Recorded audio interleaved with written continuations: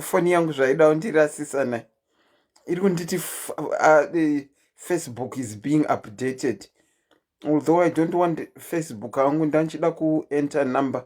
Maswera sei kana kuti toti makadii guys. Perseverance marangwanta, how are you? Junior Munongi, how are you? Ndokumbirawo ane nhamba dziya dzinopera na801 akandiisirawo. Shumbares Bells, how are you my dear Shumbares uri sei Tendai Kature, how are you? Bimu wati sei Barbara, how are you? Oh, thank you. Nasi ndine ningirikini dzichi mam izvi zvokurukwa nemaoko izvi ndakazviruka nemaoko bvudzi rangu rakura zvokukura zviya rinogara sometimes riri mudhuku. Patience Mpanduke, how are you?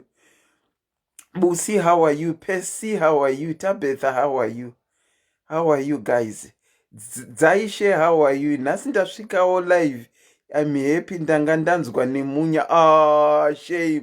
Bimu wati, how are you? Ranga ndeipi? Mupondiwa ndeipi? Magodi, Perseverance, anonzi Magodi. Dadirai ndeipi? Faith Moyo, how are you? Tracy ndeipi? If someone could pin me number, then we can start off. Ndati nhasi tati timbotaura tinongogara tichichema nekuti varume vari kuita chihure. Ndati timbodiscussa kuti ava kuna vakadzi vari kuita chihure here, because the talk is constantly about men. It's constantly about men. Tiri kutsvaga log iri muziso mevamwe tisingataure iri mumaziso medu. Ndati isusu vanhukadzi timbodiscussawo kana kuti pane murume anenge ari palive akahurirwawo nemukadzi wake ari pamba, the number is going to be pinned below so that we can talk, because I can assure you vakadzi vari mudzimba tiri kuhura. Faith Mujiganadzo, how are you my dear? Ndati vakadzi vari mudzimba tiri kuhura tichivharidzira kuti tiri mudzimba. Last week I was listening to SIS MELLY vachiita program yana Ashawo nana DOZ, Daughters of Zion, and it was a tug of war, guys. I can seriously tell you, it was a tug of war. Antifufuseku tiriko tiri kuhura. Tiri kuhura. Vakadzi vari kuhura zveshuwa. Vakadzi vari kuhura. But most of the time tinouya tichida kunenerera varume kuti vari kuhura. Ndati timbotaurawo nechihure chedu chatiri kuita isu vakadzi, nekuti hatidi kuti zvedu zvitaurwe. Besides kutaura chihure chedu chatiinacho, ndati also timbotaura neabuse yatinopa vanhu vevarume. Isusu vanhu vevakadzi, as I've continuously said, takadesignwa as emotional beings. Nhasi handina kuita slogan yangu. Let me slow down. The name is Auntie Selina. I'm your host, your facilitator, and your presenter tonight. Topic yanhasi yakangondi ndangoifungawo kuti asi tinogara chingotaura varume kuhura kwavo, tikabva tavapa nemazita ana bhangu, tichibva tazoti. Asi isusu hatisi kuhura here. Uyachitaurirani chokwadi, hapana wane nhamba here. Rega ndonoti Facebook yangu yacho yakuita here. Hapana ane nhamba here, titaure. Let's talk guys. Let's talk. Let's have a serious discussion. Hatisi kuhura here isusu vakadzi. Oni chihure chedu chatiri kuita isu. My way. Okay, let me put the number so that we can discuss. We can go into our program right away. Vakadzi tiri kuhura. Vadikani. Lulu Jalunga, how are you? It's been a long time for sure. WhatsApp number is 4477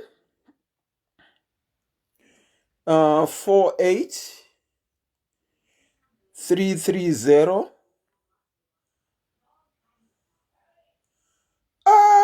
Shumba bianzi vakadzi vatora chimuti andise tachitimbonzwa nekuti 48330801 ndati timbonzwa tida kumbonzwa tichionesana tichitaurirana chokwadi wedway. Tanyanyira vana vevanhu, tanyanyira vana vevanhu as though isusu tisu ana holier than thou. Okay, the number is pinned below. The number is pinned below.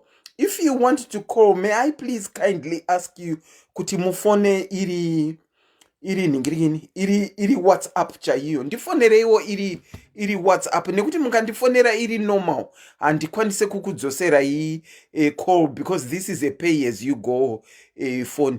Vakadzi tiri kuhura. Ndati vakadzi tiri kuhura. Vakaroorwa futi for that matter. Tiri kuhura vakadzi vari mudzimba ana Auntie Selina vana Mrs Ningi vari kuhura zvekuti vanotouya pamaplatform vachidairirawo vachituka ana ashawo and yet ivo vari kuhura. Uyai timbotaura nechihure chedu isusu vakadzi. Vana vevanhu vanzwa bhangu azoti zvikabva zvazoti vari kuhura fanika mashofe. Ima hamusi kuhura here? Vamwe vacho vari kutopinda mumatraka ana shofe. Vakadzi vevanhu vari kupinda vachinohura. Vakadzi vevanhu. Chihure weduwe. Ndinokuchingamidzai pachirongo muri kuhura we. Auntie Selina indangoya ungocontribute hangu zvekuhura izvika vanhu vechikadzi vari kuhura senge muno muEngland vanhu vanotohura zvakanyanyisa nekuna naAfrica kwacho but chihure chevakadzi chiri class. Chiri class in what way? Ana bhangu manje vanohura zvisina class but vakadzi vanohura Auntie Selina. Okay. Mukadzi angonotobuda mumba achitonyeba kuti ndikuenda kushifta atotaurawo neshamwari yake kuti inini ndikutoenda kuna bhangu wangu otonohura murume achinyeberwa agara mumba. Varume vari kuhuriwa vafunga ndo vanoziva but aiwa vakadzi vari kuhura but vakadzi vanohura zvine klasi kuna naAfrica kwesoko vakadzi vanohura andi but vakadzi vanohura zvine klasi. Inini ndinonwa ndotoziva vanotohura vachisiya varume vakagara mumba umo vakatotengerwa mumota vane everything but vanononyengwa kunze but unenge wechihura zvine klasi. Kana muchiti zvine klasi andifufu muri kutaura kuti chii? Pane chihure chine klasi here? Yes, unoita snake under the grass. Unongoita zviri pasi pemvura zvisina bhabhao. Okay. Saka vakadzi vazhinji vanotohura achitoziva kuti ndikuenda kwakati haatotaura mukadzi wemuridzi achitobuda mumba achitoti mukadzi ari kunight shift iye ari kutorohwa. Handi muri kuona vakadzi vari kuhura Auntie Selina. Vakadzi ndichida kunyazotaura inini pamberi paMwari vakadzi ndo vanotone high rate yekuhura than varume but vakadzi vanohura zvine klasi. Varume manje dzungu. Saka kana muchiti vanohura zvine klasi ndosaka vakadzi vasingabatwe sekubatwa unoita varume. Yes, ndosaka vakadzi vasingabatwe. Vakadzi vanotori nechihure chakanyanya especially married women ai vanotohura zvakanyanyisa kunyanyisa but havana dzungu but varume manje kana atozoda kuhura kanobva atozohura mvada kutozotadza ndiri kuhura ndazonyenga ndazodii but vakadzi mukadzi wako anogonotorara neshamwari yako iyoyo for 20 years usingazvizive.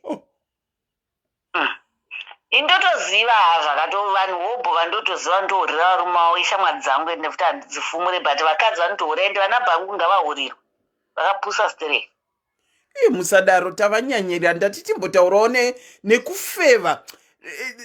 Inini wedhera ndingade kuyuza kufeva kuri kuita vakadzi ende ndandiri kuda kutaura neiyo especially but hapana kunyanyirwa kanti hapana kuwandirwa hapana kunyanyirwa pavarume izvozvibhora chimuti chine vakadzi.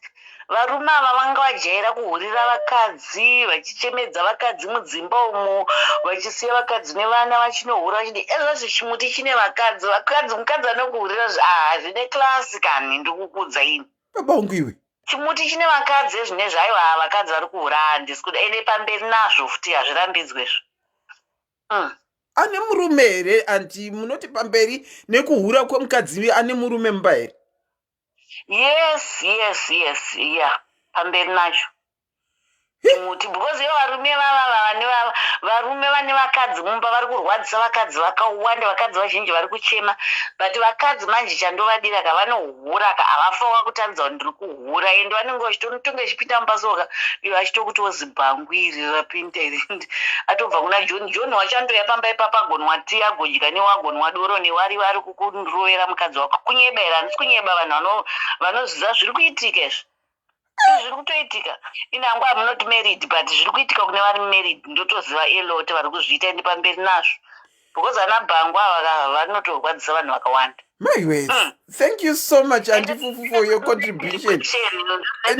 Class. Chihure chakaipa hacho ka chinorwadza kana wazobatwa but kana usati wabatwa zviri bho. Mwari wangu. Maita basa. Maita basa Auntie Fufu. Vakomana. Hanzi kuti vakadzi vari kuhura chihure chine class. Vakomana. I never thought of that and I never saw that coming. Ndinokuchingamidzai pachirongwa maswera sei makadini? Trikwedi makadi kuhandiselina. Aiwa tiri nani tati timbokurukura nekufewa kuri kuita vakadzi especially vakadzi vari mudzimba. Munozvionawo here kana kuti makambozvinzwawo zviriko here kana kuti tiringotaurawo nyaya dzisiko?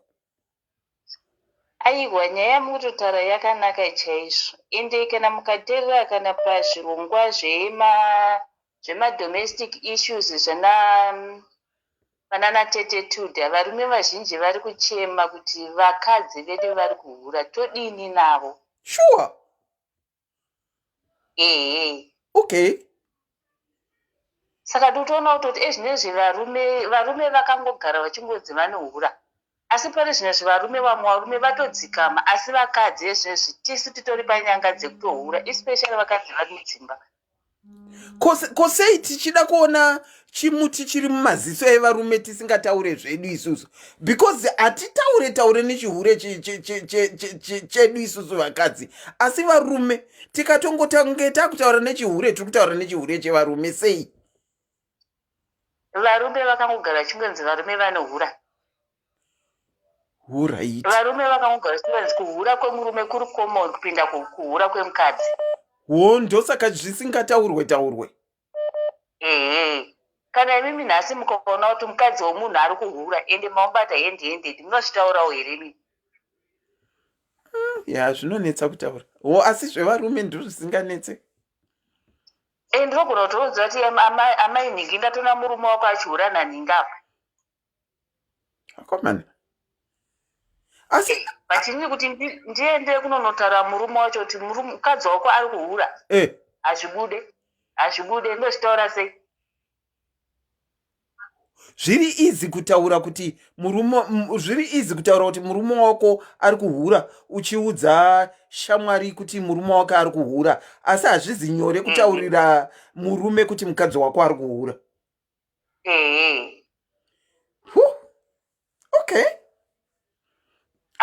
Pane mwakatombotora kati kuhura uri pamurume zvinonakidza sei? Hanzi kuhura uri pamurume zvinonakidza? Hanzi zvinonakidza zvekuti. Wow, zvakangooma auntie, zvakangooma. Thank you so much for your contribution. Regai tinzwa vamwe kuti vari kuti ndatenda zvangu. Ndinokuchingamidzai pachirongwa makadini? Makadi zvenyaya antisele. Tiripo hedu kuhura iwe uri mumba kuvakadzi kunenge kuriko stereka asi hakutaurwa. Ya kuriko zvishuwa inini ndakambozvitawo watiri kunyebera Mwari. Imbotiudza histori yenyu makaita sei? Ini ndakaneta kuti bhangu anga hura. Zvemachokwadi zvekuti kana kukwenyewa chaiko ka ndaishaya kuti ndokwenyewo nani. Ndobva ndangoona sawira wake padhuze chaiye kwete kure. Ndobva atongotanga kutongondinyenga ndobva ndatongodaira ndobva ndatorowa stonyeni but bhangu akazozvibata manje but paakazvibata ndakabva ndatomudza reason yakaita kuti ndihuwe. From there aiwa marriage yangu yanaka zvakatogadzirisa marriage yangu izvozvo. Auntie, muri kundiudza kuti kurara nemurume weshamwari kwakagadzirisa marriage yenyu? Zvechokwadi zvikwakagadzirisa marriage because anga ahura tete Selina, anga ahura zvekuti kana neniwoka ndandatoona kuti arega ndichibuda mumba. But paakazvibata ndobva ndatomuti hai shamwari inini ndakahura nenyaya yekuti kozi taigona kupedza mwedzi wese anti Selina pasina mbobatwa funga angatoona mwoyo neni. Saka mufamily yakataurika here nyaya yekuti makahura imimi? Aiwa zvazvi zvedu tiri 2 zvazvimboti zvedu tiri 3 futi iye nenasawira wake neni. Saka sahwira kumukadzi wasahwira nyaya yakasvika here? Hazvina, zvakangoperera patiri 3. Mubva mangogadzirisana mukakumbirana sori marriage ikaenderera mberi? Takagadzirisana saka bhangu akazotanda kuripwawo nasawira wake ndobva varipana. Inini ndobva ndangotiwo sori ndaizviitira zvakati iye ndobva azongoti okay ndazvinzwisa mukadzi wangu. Saka zvakatopera handichatozviitewo futi. Saka baba vakaripwe chii, if I might ask, if you don't mind me asking? Akapiwa mombe 2. Akapiwa mombe 2. Saka mombe wakaendesa kupi? Ingori mari yaakapiwa. Uyi mari yemombe dziri mombe chaidzo mari iyoyo takatiwedzesa kuvaka kustendi kwedu. Saka vanotaura vese here nashamwari? Vachatambi vese takatongopera ipa. Yakatongopera yakafa yakalota. Nai mwari wangu. Saka kumohura kutoita it's a lesson to these guys because vanofunga kuti ivo vega ndo vanokwanisa kuzviita but kana tazozviita vanorwadziwa. Saka ndongoona kuti it's a lesson kwavari kuti anoziva kuti mukadzi wangu anotonohurawo anotoni mukana wekuti anonohurawo. Asi mukamboburana mumba muchisumudzirana mazwi nyaya idzodzo hadzipinde mukati here? Dzakamboda kupinda but ndakatongomuudza kuti shamwari ukaramba uchizvitaura ndozvipama futi. Anti dzokoro dzaimati dzakamboda kupinda mukati? Akamboda kuzvitaura kuti hure chichi wakandihurira. Ndobva ndatongomuti shamwari ukada kuramba uchisumudza nyaya idzodzo ndakakuudza kuti handichazviita. Ukada kuramba uchizvitaura ndakupama futi. Because iwe ndo wakaita kuti ndihure ndandisingatombode zvekukuhurira but iwe ndo wakatanga waida kuti ndirarame nei. Thank you so much for sharing. Dzimwe nguva unenge uchingofunga kuti kuseka izvo zvekunzi munhu anosangana neshamwari yemurume, unenge uchifunga kuti inyaya dziri kutaurwa nekuti unenge usati waona munhu chaiye anokudza kuti inini ndakazviita. Thank you so much for sharing zvakaitikawo kwamuri. Nesu ndatenda zvangu.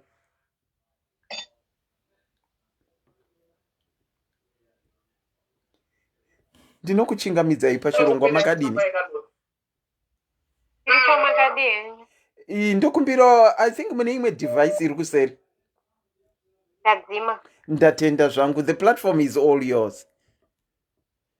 Indangoyawo kuti nditaurewo nyaya yekunzi married women vari kuhura. Ichokwadi, ndichiri musikana wechidiki tiri kutotadza kudanana nevakomana vedu, vakadzi vevanhu vari kuuya vachinyenga vakomana vedu. Tikutotorerwa vakomana nemarried women.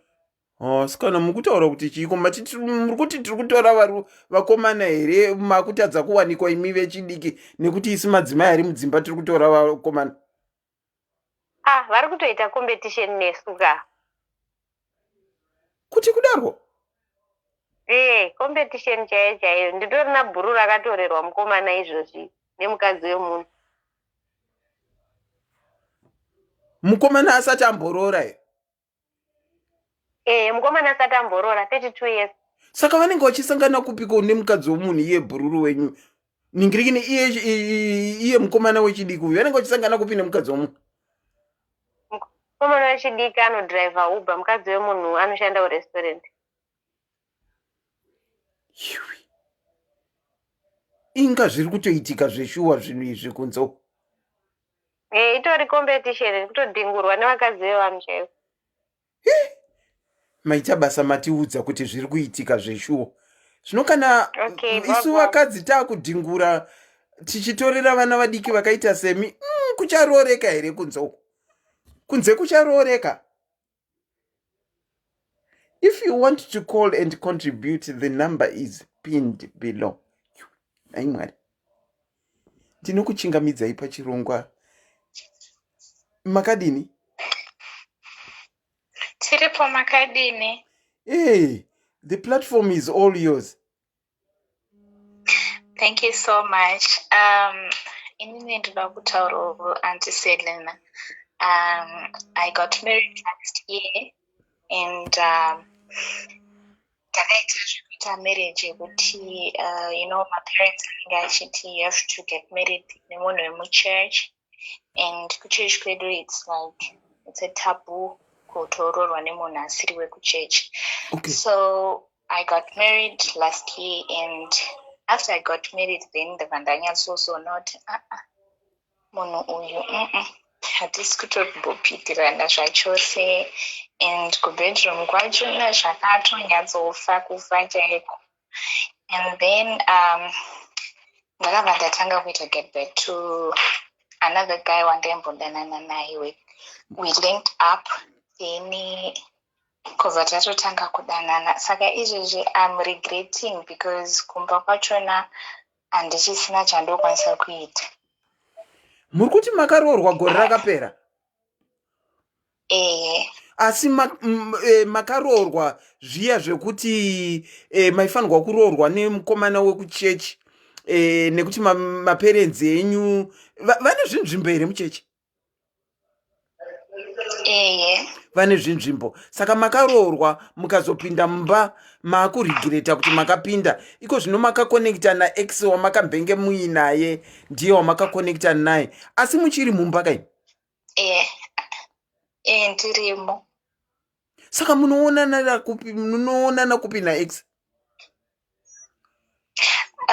Kazhinji anonditsvaka time dzekubasa. Anouya kubasa kwangu, then if we hang out dzimwe nguva ndotombonyepa kuti ndiri kuenda kuweekend kwana mama. Imi muchienda ndomboita time naex wangu. Of course ndozoenda hangu kwana mama kunomakisa register, but ndienda kutomboita time ndine munhu wangu. Saka makutonzwira jinja munhu wenyu uyu kupinda murume akakubvisirai mari? Ndozvanga zvagara zviripo Auntie Selena. Munhu uyu taitonyatsowirirana, but unozopedzera kuita decision yekuti no, since ndiri kunzi ndiroorwe nemunhu wemuchurch, let me just sideline this person ndiite zvinhu uri kudiwa nemaparents, of which I regret it. Then ndakaita hangu zvinondifadza inini, because at the end of the day it's happiness yangu, vabereki zvigaro izvo hameno. Okay, but, I do understand. Saka, what's your way forward now? And it was Auntie Selena. And I actually need help ipapo, because from the way things are, and this is my feelings nemunhu wandogara naye. Hamusisina?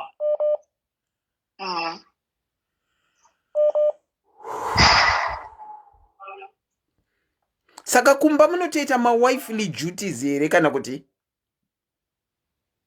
Yeah, everything else I try to be a good wife. Zvese kumubikira ndobika, kutryawo kuti pamba pange pachinzi pane mukadzi, zvese I do that. But of course kubedroom unozongoita as a duty, not what you wanted. Saka vakomana. Yeah, pakaoma. You need someone to talk to. You desperately need someone to talk to, because that is not healthy. Andiziyo hangu mafungiro ako, but kana uchida kutaura either bata inini kana kuti bata SIS MELLY, kana kuti wana weukama waunotrasta kuti utaure naye umepe way yako forward, because azvinakidze kuramba urimo iwe uchiziva kuti pfungwa dzako hadzichisimo. Isusu hatidi kurambanisa vanhu, asi munhu kana ameka decision yake sezvauri kutaura kuti inini handichadi, I think zviri nani kukurumidza waacta nezvauri kunzwa than kuramba uchingoprolonga muchiita zvamuri kuita izvozvo, nekuti pachaitika chinoitika chekuti uchabatwa pakapedzisira pasina kumira zvakanaka.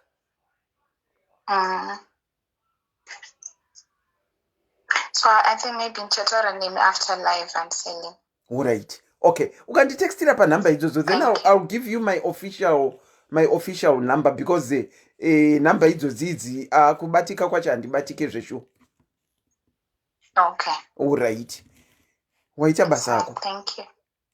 Thank you.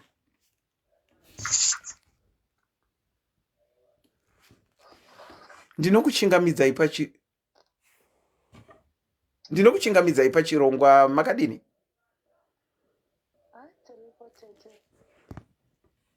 Hello? Inini tete ndinokunzwa inini katete. Handisi kuhura hangu, but ndafa nenzara. Ndafa nenzara tete. Kochi chiri kuitika mumba? Tete unoona bonde racho ka. Sometimes once in a blue moon, kana once a month. Unoriona sometimes twice. Munhu wacho handiri kurwara, handigoni. Chinhu chakati hatisi kushanda. Manje inini ndabva ndaudza mai vacho kuti handizivi kuti maybe kune baba vake vakashayika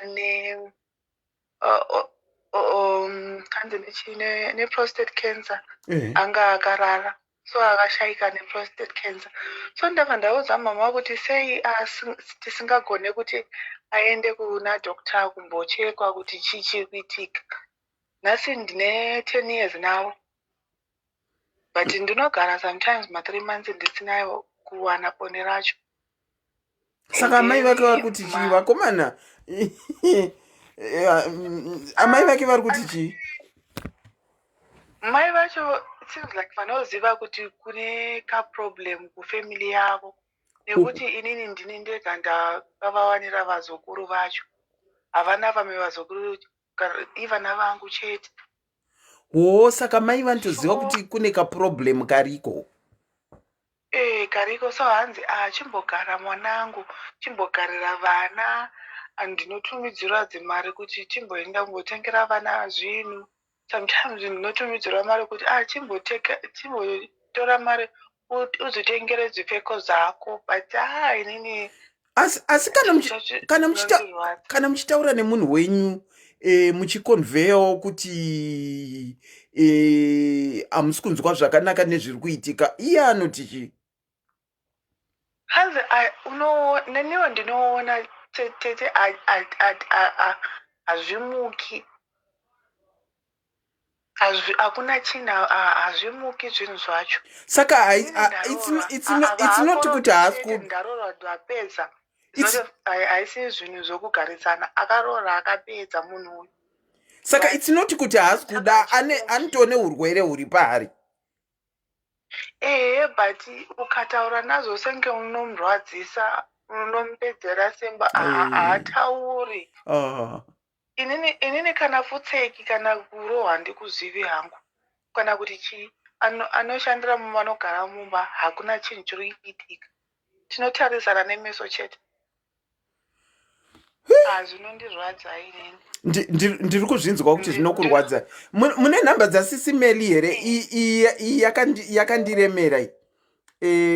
Ini ndineka kuti nyara iyi. Mune nhamba dzasisi Melly?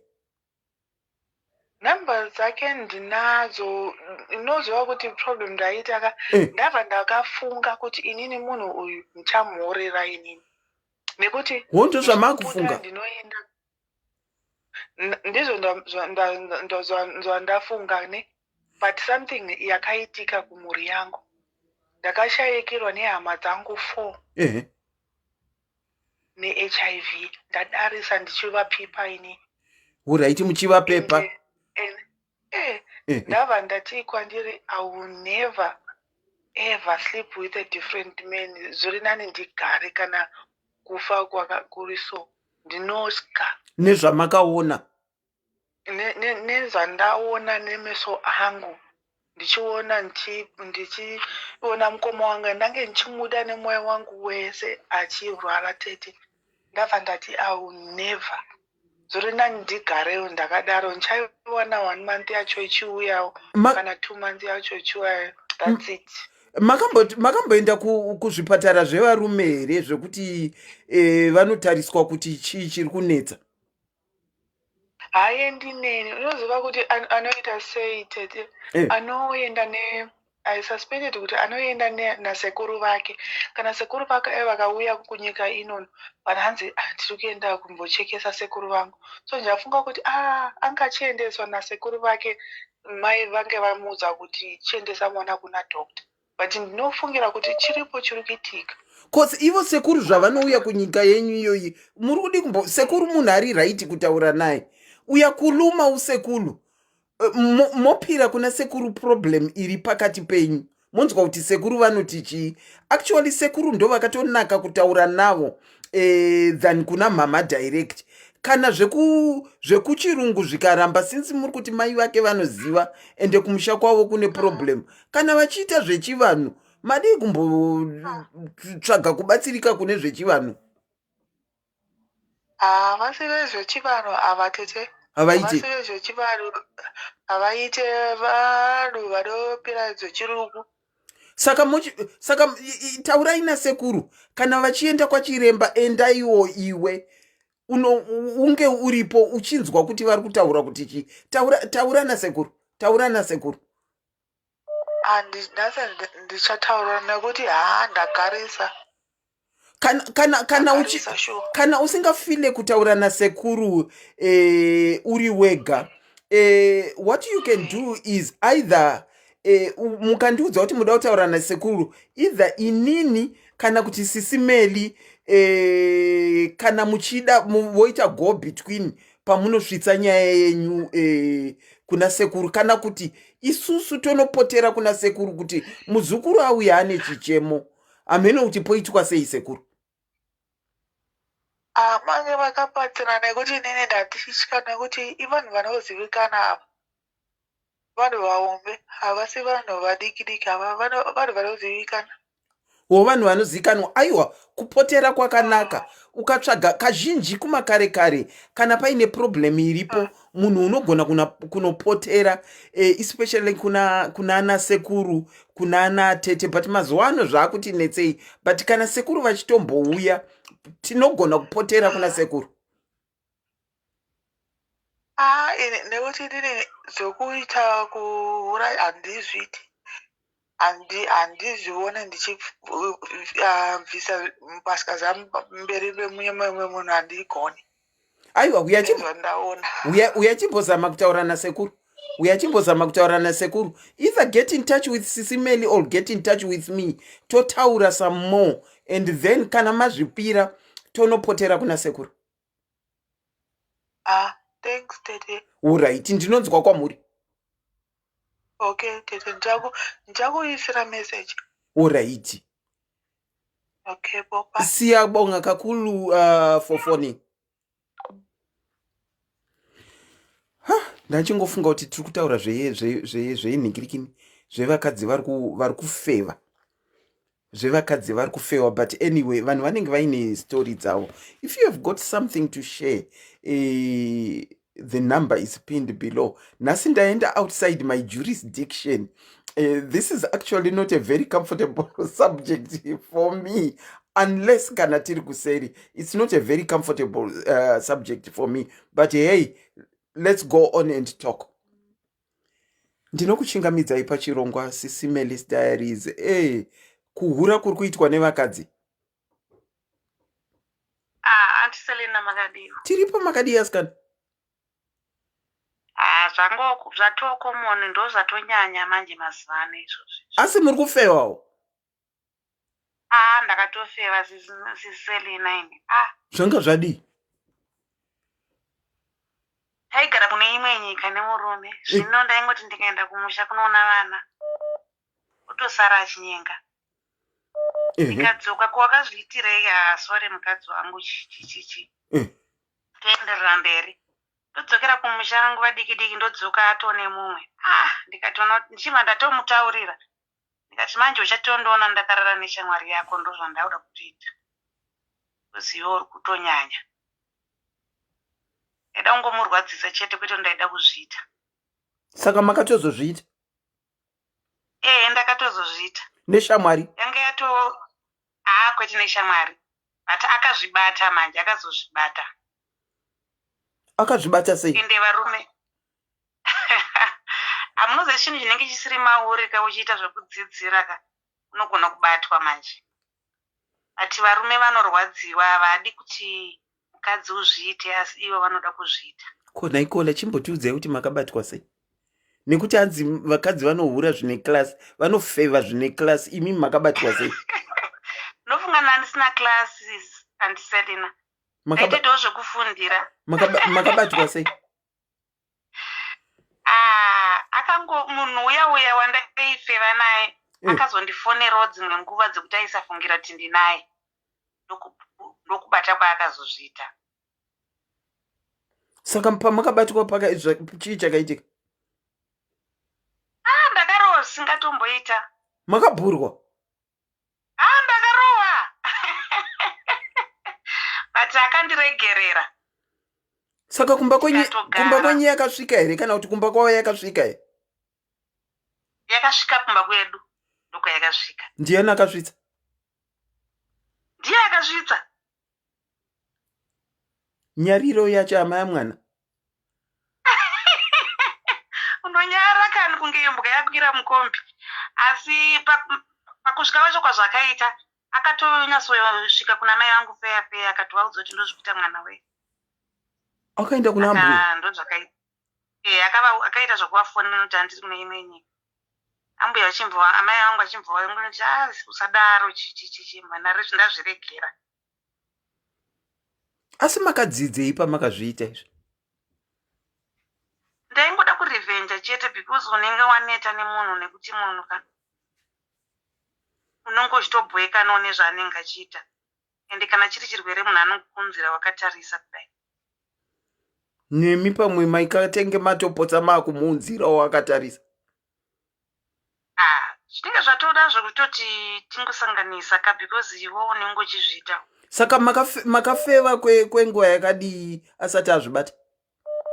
Handina kana kutomboita nguva yakareba akatongozvibata nenguva diki diki chaiyo.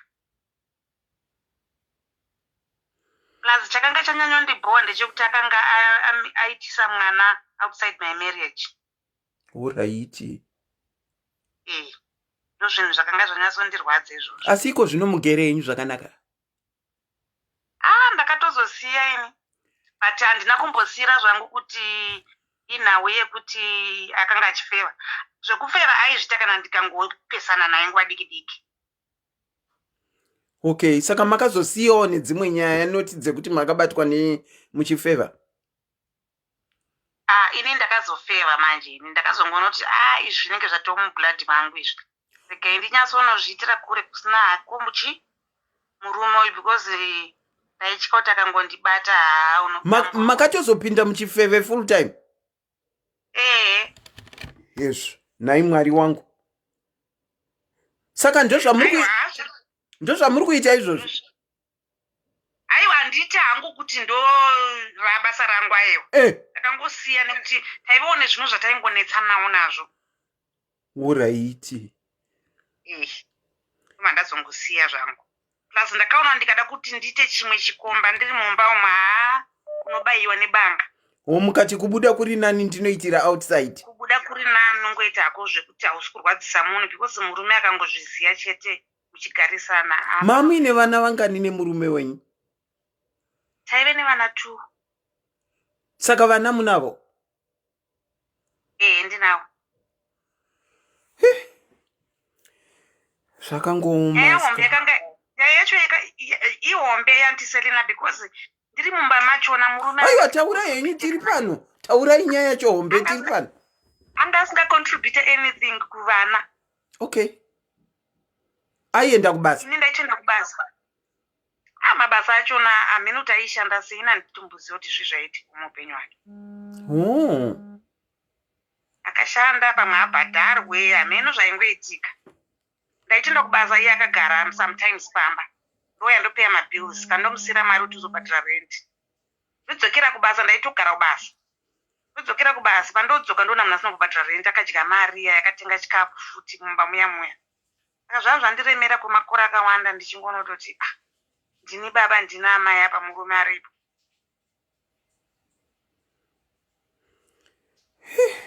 Saka mune tariro yekuroorwa futi here? Aiwa handidi uroorwa ini. Ndatokura hangu. Handisiri mwana mudiki. Asi mune wamuinaye iko zvino wamuri kufambidzana naye? Ndinaye. Ane mhuri yake but handisi kuda kuparadza mhuri yake. Zvanga zvinoda kutobuda muromo mangu kuti haana mukadzi?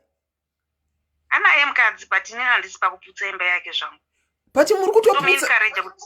Kola ndotomuti enda kumba kwako. Enda kumba. Kola muri munhu womukadzi, ngatiregerei kubhabhadzirana kudaro. Muri munhu womukadzi, kana muchiti hamusi kuda kuputsa imba yake muri kudanana nemurume wamunoziva kuti ane mhuri yake, munorevei? Antiselina varume ka nyange ukaita sei varume vanotobuda mumba. Varume vanoneta kuti nyama yehuku everyday huku vanoda kumbochione pokuka kana nebhifi mwamuzi. Saka you are comfortable kunge muchiputsa yenyu imba yemwe munhu? Aiwa, ina handisi kuda kuputsa imba yake ini. Ina handisi kuputsa imba yake, ndotomudza kuti enda hako kumba kwako. Alright, Kola, ngatirivhesei role in the event yekuti kuri kunzi imimi muchiri mumba menyu handiti machema kuti murume aihura. Handiti muri kuona kuti zvaikurwadza istereki kuti murume ari kufevaka? And I can bet my boy kana kuti vakadzi vari kufeva navo vanogona kuputsa imba yangu. Ndizvo? Ndizvozvo. Saka muri kuita the same. Inini zvangu paeji yandarika handisisiri munhu anoda kuwanikwa. Asi kufeva nevarume vavanhu. Kumboshamwaridzana uno kuti inini nyama yangu ichiri kudawo munhu but kwete zvokuti andiroore. Ko mukatsvaga asina mhuri? Handimude ini anondoda iye ane mukadzi. Sure. Ini because kurowanikwa ina handidi hangu. Aiwa, kuwanikwa hamudi. Mukatsvaga munhu asina mhuri yake momuudza kuti ine hangu handidi kuwanikwa. Kana mukatsvaga wasingasadi kuwana. Unowana kupi vasina varume vanonetsa kaantiselina kuti unyatsowana ari single. Vanonetsa. Zvakangoma. Saka pamunenge muchisangana nevarume vavanhu, vana vanenge vari papi? Vana vavo? Vana venyu imimi. Mati mune vana venyu munavo kapi? Vana vanenge vari kupi? Vana vangu manje ezvinezvi vari kugara namama. Alright. Hey, thank you so much for sharing your story. Yakangoma. It's real. Vakadzi tiri kuhura zveshuwa. Vakadzi tiri kuhura. Zvekunyepa. Tatenda. Good night. Night. Bye. Hanzi ina handidi hangu vasina mhuri. Ndinokuchingamidzai pachirongwa makadini? Makadiyo. Hello, muri kunizwa? Ndiri kukunzwai. Ndachida kutaura kuti chokwadi vakadzi vari kuhura. Vari kuhura? Mahuriro acho hatichaziva kuti zvoni chii chiri kuda kuitika. Inini I know of more than 3 graves dzevakadzi vakaurayiwa. Vabatwa vachiuraya. Ndino vakadzi vatatu vakaurayiwa, vabatwa vachiuraya. Ndokupira vari kundifonera, sorry, hold on. Ndokupira vari kundifonera panhamba yandiri palive kuti there is a number that is pinned below that you can call. Sorry about that, auntie, you can go on. Ndinoziva makuva more than 3 evanhu vakaurayiwa nevarume after vaita sei vabatana nekuita infidelity mumamarriages. Madzimai vari kunze uko vamwe vari kudada nazvo, vamwe vari kutongoti ndo zvazviri. Okay. Asi kuna option yekuti kana usisachadi, you just get out of the marriage. Yes, pane mistakes anenge aripo, vana and everything. You choose kuti zvonu uri kuda chii. Is it really worth your help? Nekuti zvonu mukuhura umu mutine zvibereko. What's going on muchibereko mako? How often do you get checked? Ma risks aripo. Is it really worth it? Zvirwere zviri kukunze uko. Nekuti your body will tell on you nekufamba kwenguva basa rawaita. Uchaenda uchinorara nemurume uyu, asi une murume mumba. Mahuriro ari kuita vakadzi, it's so scary. Vari married, it is so scary to the point yokuti zvinotoshamisa kuti what is going on. And even though varume vacho vachihura, I'm not saying the men are perfect. Varume vari kuhura. Asi mukuhura kwevarume, at the same time, vanhu munotaurirana kana muchinge mabatana. This revenge cheating kaika, I know vamwe vanotohura vatori married. Inini handisi married. I know vanhu vanotohura vatori married. Zvokuti unotozvishairwa kuti zvanini vanhu we, what is going on nevakadzi? Are the roles reversed? Inini chimwe chandakaona ndechekuti I think takauya maybe kuchando and then takutanga shiri yabvuta reken. Okay. Shiri zvayabvuta reken. Vakadzi marights edu ari pamusoro. Kupinda evarume. Saka tangu and tiri kumeka mari zveshuwa. Hatichati dedi chapera. Munhu akungozviitira zvinhu zvake. You do what you want to do. But at the same time, you have to understand kuti munhu wawinaye ane moyo. Hachiti dzimba dziri perfect. Hachiti dzimba hadziwanike kuti zvinhu zvinoshota kana kuti zvinoita sei. The reason why sometimes ndichiona vanhu kuti vanohura is because my responsibilities emumba vana vasi kushandidzana pamwe chete mudzimba umu.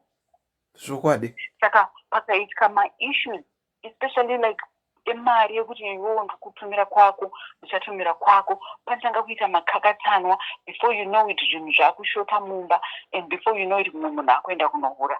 Or there is a faithful woman out there, and then ohurirwa. Oonekwa akuenda kunohura handitika. So in the midst of everything zvinenge zvichiitika, that woman akuita revenge cheating. Yakawanda yakatangisa nyaya revenge cheating. Varume vachichita, mukadzi orwadziwa. Obva ati niniwo rega ndiite sei, rega ndidzoserewo. But hakuna kwazvinobatsira nekuti gore raunobatwa pachaitika malosses. Your children are going to lose. Your sisters and brothers are going to lose. Same side, murume achienda kujera. Yeah, true. Saka tikuita sei, my choices aripo. You can choose to be divorced and go on. Pane kuti zvoni uite risk yekuti vana vachazoshaya baba, vana vachashaya amai, vana vanhu vari kukura vari nherera. Yeah. Ukanga warwara yes unogona kuenda pamapirizi. Asi vana vako vanenge varipo. Yeah. But kurufu, your parents are going to be hurt. Family and friends are going to be hurt. Tichasara tine ma-questions. And the thing chatinozoita pamarufu, hapana anotaura kuti zvoni nhingi aurayiwa nenyaya yechiuri. Hapana. Revenge cheating. Revenge cheating ndo chinhu chiri kuita vakadzi vari kuhura. And because tave independent, tikuuya nemari dzedu tikuita zvatinoda. Saka the reason yandinoona ndeyekuti saka ndomudi. And chimwe chinhu chandinoona ndechekuti we invest in 8-hour shifts, 16-hour shifts, but tinotadza tinoshotesa ku 5-second job kana ku 5-minute job, if you know what I'm trying to say. Zveshuwa. chinoenda chinoshandiswa but lifetime investment yako ka imarriage yako nekuti muchasvika pakutembedzana muchasvika pakunidhana mumwe anogona kurwara you will need each other ndizvozvo mari haimbofa yakakwana zvachose mari haimbofa yakasatisfya zvinhu zvese asi investment yekushotesana kuti zvoni okay tiri kuziva kuti munhu wese yes munhu anonetsa munhu anorarama 16 hours but ku16 hours uko ndiri kubhadharwa mari ko iri 5 minutes job 10 minutes job risinganetseri why ndiri kutadza kuriita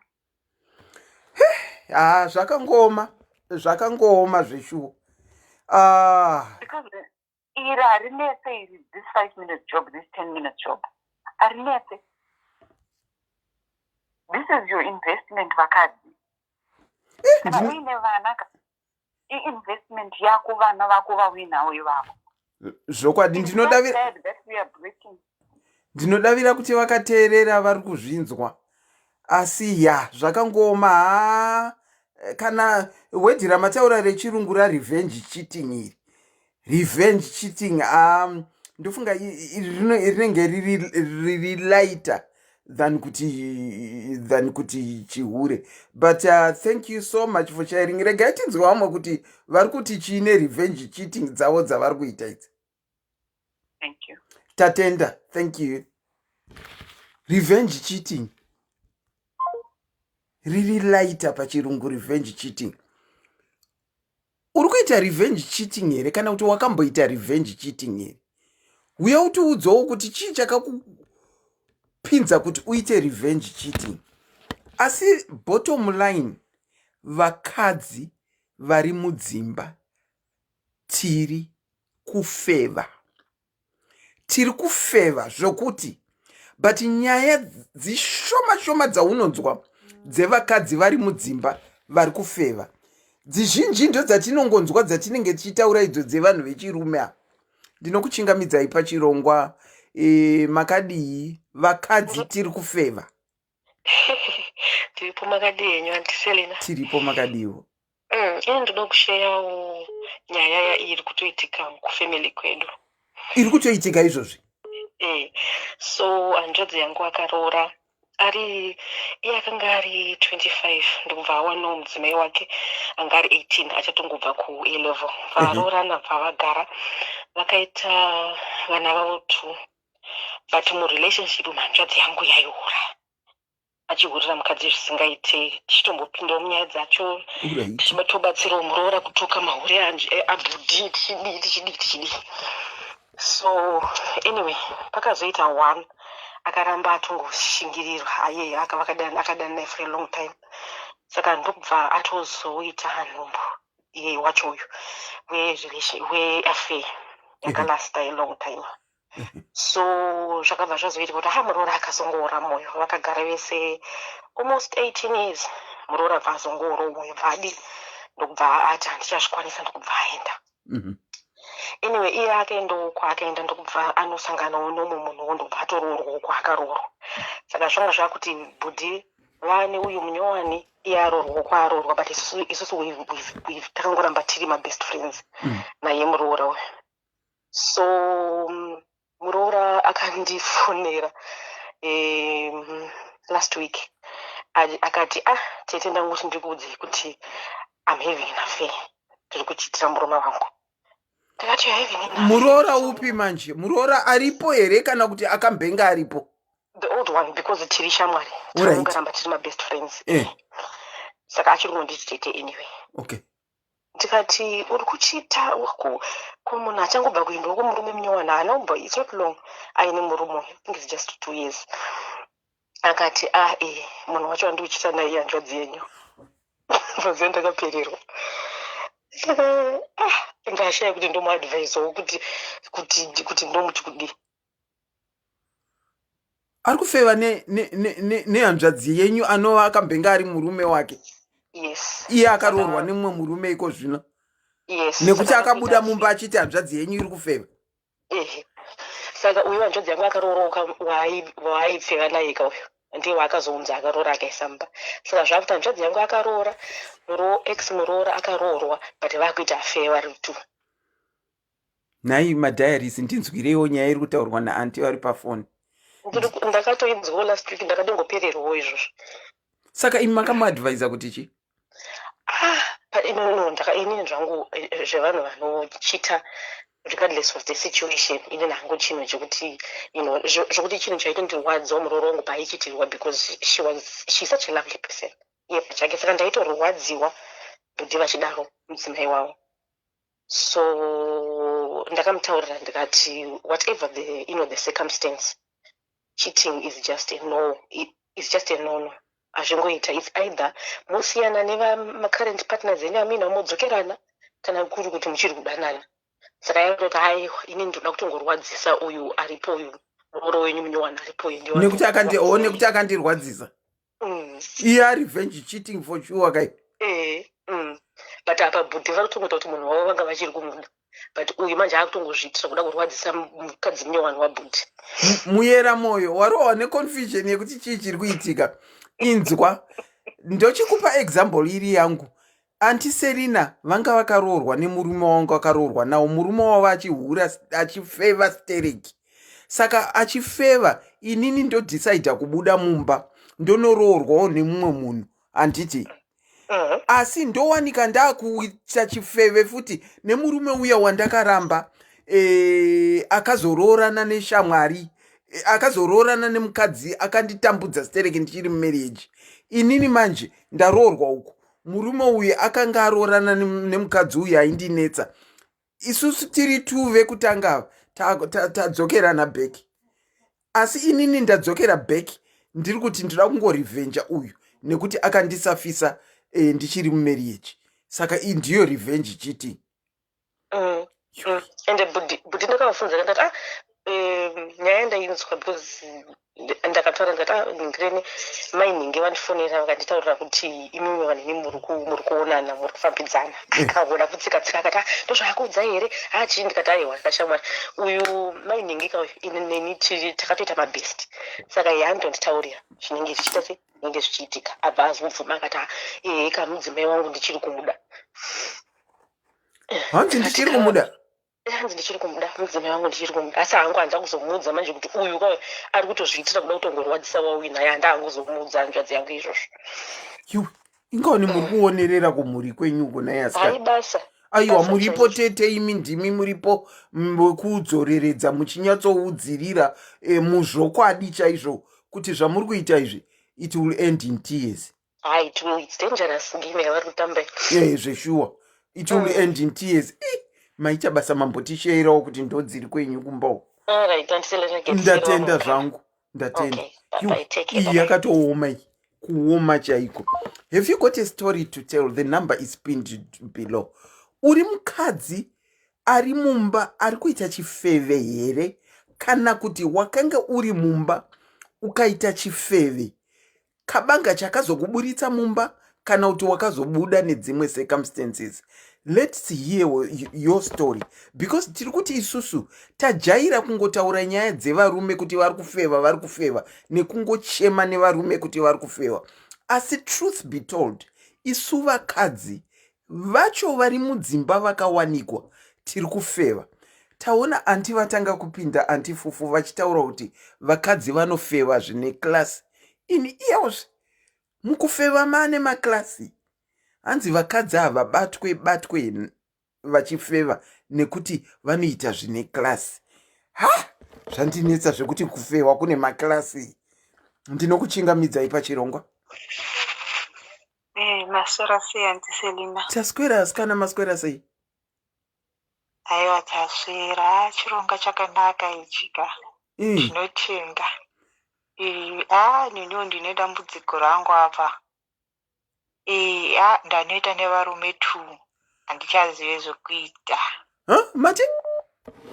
Ndaneta nechihure. Saka ndaastaki. Kana muchiti maneta nevarume 2 muri kureva chii anti? Ndakarova. Ndane makore 9. Saka ndine vana 3. So kandazoita mwana wechitunda ndane chikomba, uyu mwana wechitundo wechikomba. Saka chikomba chiri kuzviziva. Nyaya yacho iri kunetsa asi handichazviite hangu, but nechikomba chongoramba chingoonana. Saka iye akuda mwana wake. Mwana wechitunde wechikomba. Saka baba vemumba vari kuti mwana ndewani? Vari kuti ndewavo. Saka mopaita sei pakadaro? Handitombozivi sometimes. Nyaya ingondirwadza nekuti handichatombozivi. Imimi chakakukonzerai kuti mufeve chii? Musikanzwa chete, musikanzwa ungochiva. Iye wamuri kufeva naye uyu maizivana here kudhara?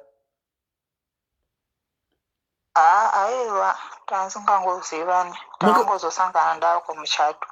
Makasangana kumuchato? Mukataura dzekuti chii kumuchato dzekuzosvika pakutofeva muri mese? Nenguva yacho ndandine maproblems pamba, saka ndandiri munhu ari kuda kusiya. Mamune pfungwa dzekuda kusiya imba? Ndandine pfungwa dzekuda kusiya imba, asi handina kuzosiya, but ndangozoramba chingodaro kusvikira ndabata mimba. Saka newamuri kufeva naye munonosangana kupi kuti mufeve? Taingosangana kumaloji, asi izvizvi tangomira nekuti nyaya yemwana akunetsa, akuda kuundiendesa kumakoti. Saka ndo kwandasitaka. Akuda kumuendesa kumakoti kuti ati ari kuda mwana. Uyu wamuri kufeva naye ane mhuri yake here? Aiwa, akazorora asi haana vana nemukadzi wacho. Wane nguva yakadii akaroora? Anofunga izvezvi 2022, vakasangana 2018, akatanga kugara nemukadzi 2018. Mukadzi anozviziva here kuti ndo zviriko? Hakuna munhu ari kuzviziva, ndini naye tiri kungoiziva nyaya yacho. Murume wangu naye haasi kuiziva, saka iye akufunga kuti maybe kuti achishayiwa vana mumba make nemukadzi, maybe is because kuti ane secret yemwana, arongobhilivha muzvinhu zvechivanhu. Saka ari kuti maybe akataura kuti ane mwana akabuda, akazivikana, maybe achagona kuita vana mumba make. Okay. Imimi zvemba yenyu yamuinayo iyi muchiri kuda? Apa imba yangu ndichiri kuita, ende problem ndeyekuti nyaya iyi ikabuda ndifunge kuti ndingapone, ndotoona kunge ndichaurayiwa. Makamboenda kuma-DNA here? Hazvidi DNA, vakangofanana kungoti uyu murume wangu munhu asingangosuspecti hake, nekuti munhu avangonditembawo pacha. Mwana anogona kuita nhodzerwa? Anogona kuita nhodzerwa, but hayo iyoyo iri obvious. Saka ndikaenda kuma-DNA zvinotobva zvatondiuraya neBP, zvinotobva zvatondipedzisa. Hold on caller. You know, when we bring some stories kune vanhu vanenge vasikadi kubuda pachena vachitaura nyaya dzavo, dzimwe nguva kana uchizvitaura sorry, imborambai makadaro, kana uchizvitaura tichideliberata paya ndati ndine nyaya yandakabatwa yandinayo kuseruku, asi ndichainareta nekuti munhu akwanise. Story iri kunaretwa namama yakada kufanana neiya yandakambounza yemukadzi uya wokudanana nababa mudiki, pakaitwa vana, pakazopinda nezve muna DNA, asi iye mukadzi uya anga akutoda more of zvababa mudiki than uyu. Mataurira muri kuita ndichitaura nemi kuti imi muchiri kuda zvemba yenyu, munenge mati dzanei kutaura? kuti dzanei kuti chi munenge mamuri hesitant kuti matauriro enyu hamuna kuti bha kuti imba yangu ndichiri kuida zvinhu zvakatadzika ndichiri kuda imba yangu. Munenge mati tambei nemazwi pakutaura, zvinoreva kuti munenge mwoyo unenge uri kuna uyu futi. aiwa hausi ikoko. Main wari yangu izvizvi haisi imba asi sefeti yangu ndo ingazonetsa ukangobuda nyaya iyoyo. Ndosaka ndichingo maakutyira sefeti yenyu imimi zveshuwo kuti murume anogona kureacta zvisirizvo. obviously anotondiuraya. I don't think kuti angandisiya ndiri mupenyu.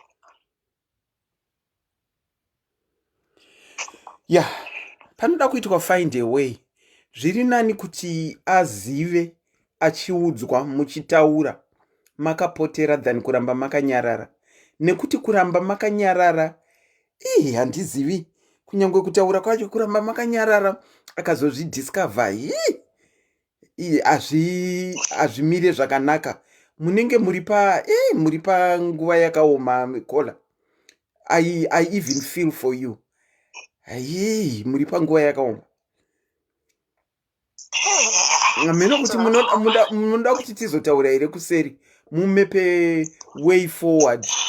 Asi ini ndanchifungira kuti futi mukaenda kuma DNA but momboenda secretly zvisati zvakuzikanwa chida mwana ndewo murume wenyu, iye amhanyirira kuda kuita zvekoti nekuda kutora mwana. Hatizivi.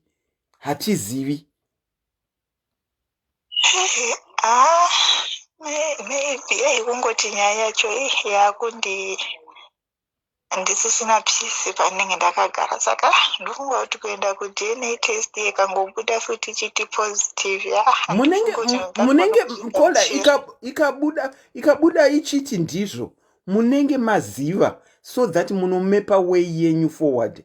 But the longer you prolong zviri kuitika izvi zvichazosvika rega indidaiwo ukatora tai rebhasikoro rikaita pancha wonamiridza, roita pancha wonamiridza, roita pancha romunamiridza, richazosvika pakuti harichanamiki zvachose. Saka rikasvika pakuti harinamiki zvachose ukachovha risingasanamiki zvachose unoita accident yekutoti unokuvara iwewe. Ndiri kufunga kuti dai mambotangira nekunoita DNA kumashure uko naiyi muone. Chimwe chiri kuita kuti ndingobva ndaita kunge ndiri kuramba DNA test madays iwawa kwandakaconceiva uyu nemurume wangu, nekuti tiine maproblems. Mamusingasasangane. Taidzivirira. Saka pandakaita mimba iye akangoti saka mimba yowana sei, akangozvibrasha wekuti maybe kondomu raputika rakaputika. Nini ndikabva ndikangodaro, asi I remember kuti maweeks acho anga aitori concerned kuti sei, but nini ndikangoramba ndichingoti maybe. Asi ndaitozviziva kuti munhu wandisadzivirire naye ndiani. Let's map way forward tionesane. Inini ndida kuti muite zvamuri kufila zviri right for you imimi. Saka mukandiudza zviri right, zvamuri kufila kuti ndizvo zvamuda kuti zviitike, tomhanya neiyoyo. Asi ini ndinenge ndichikuonesai kuti asi tikadai apa kuonesana, ini ndinobhilivha hangu mukuonesana. Saka ndibatei kuseri nekabrifi chakuti kenyaya yatataurirana. Alright, and I can feel within you that you feel so defeated nekuti ndoita sei. Zvakangooma zvenye. Zvakangoma. Tinobatana. Anotondiuraya. Ode ngatibatane. Maita basa. Tatenda.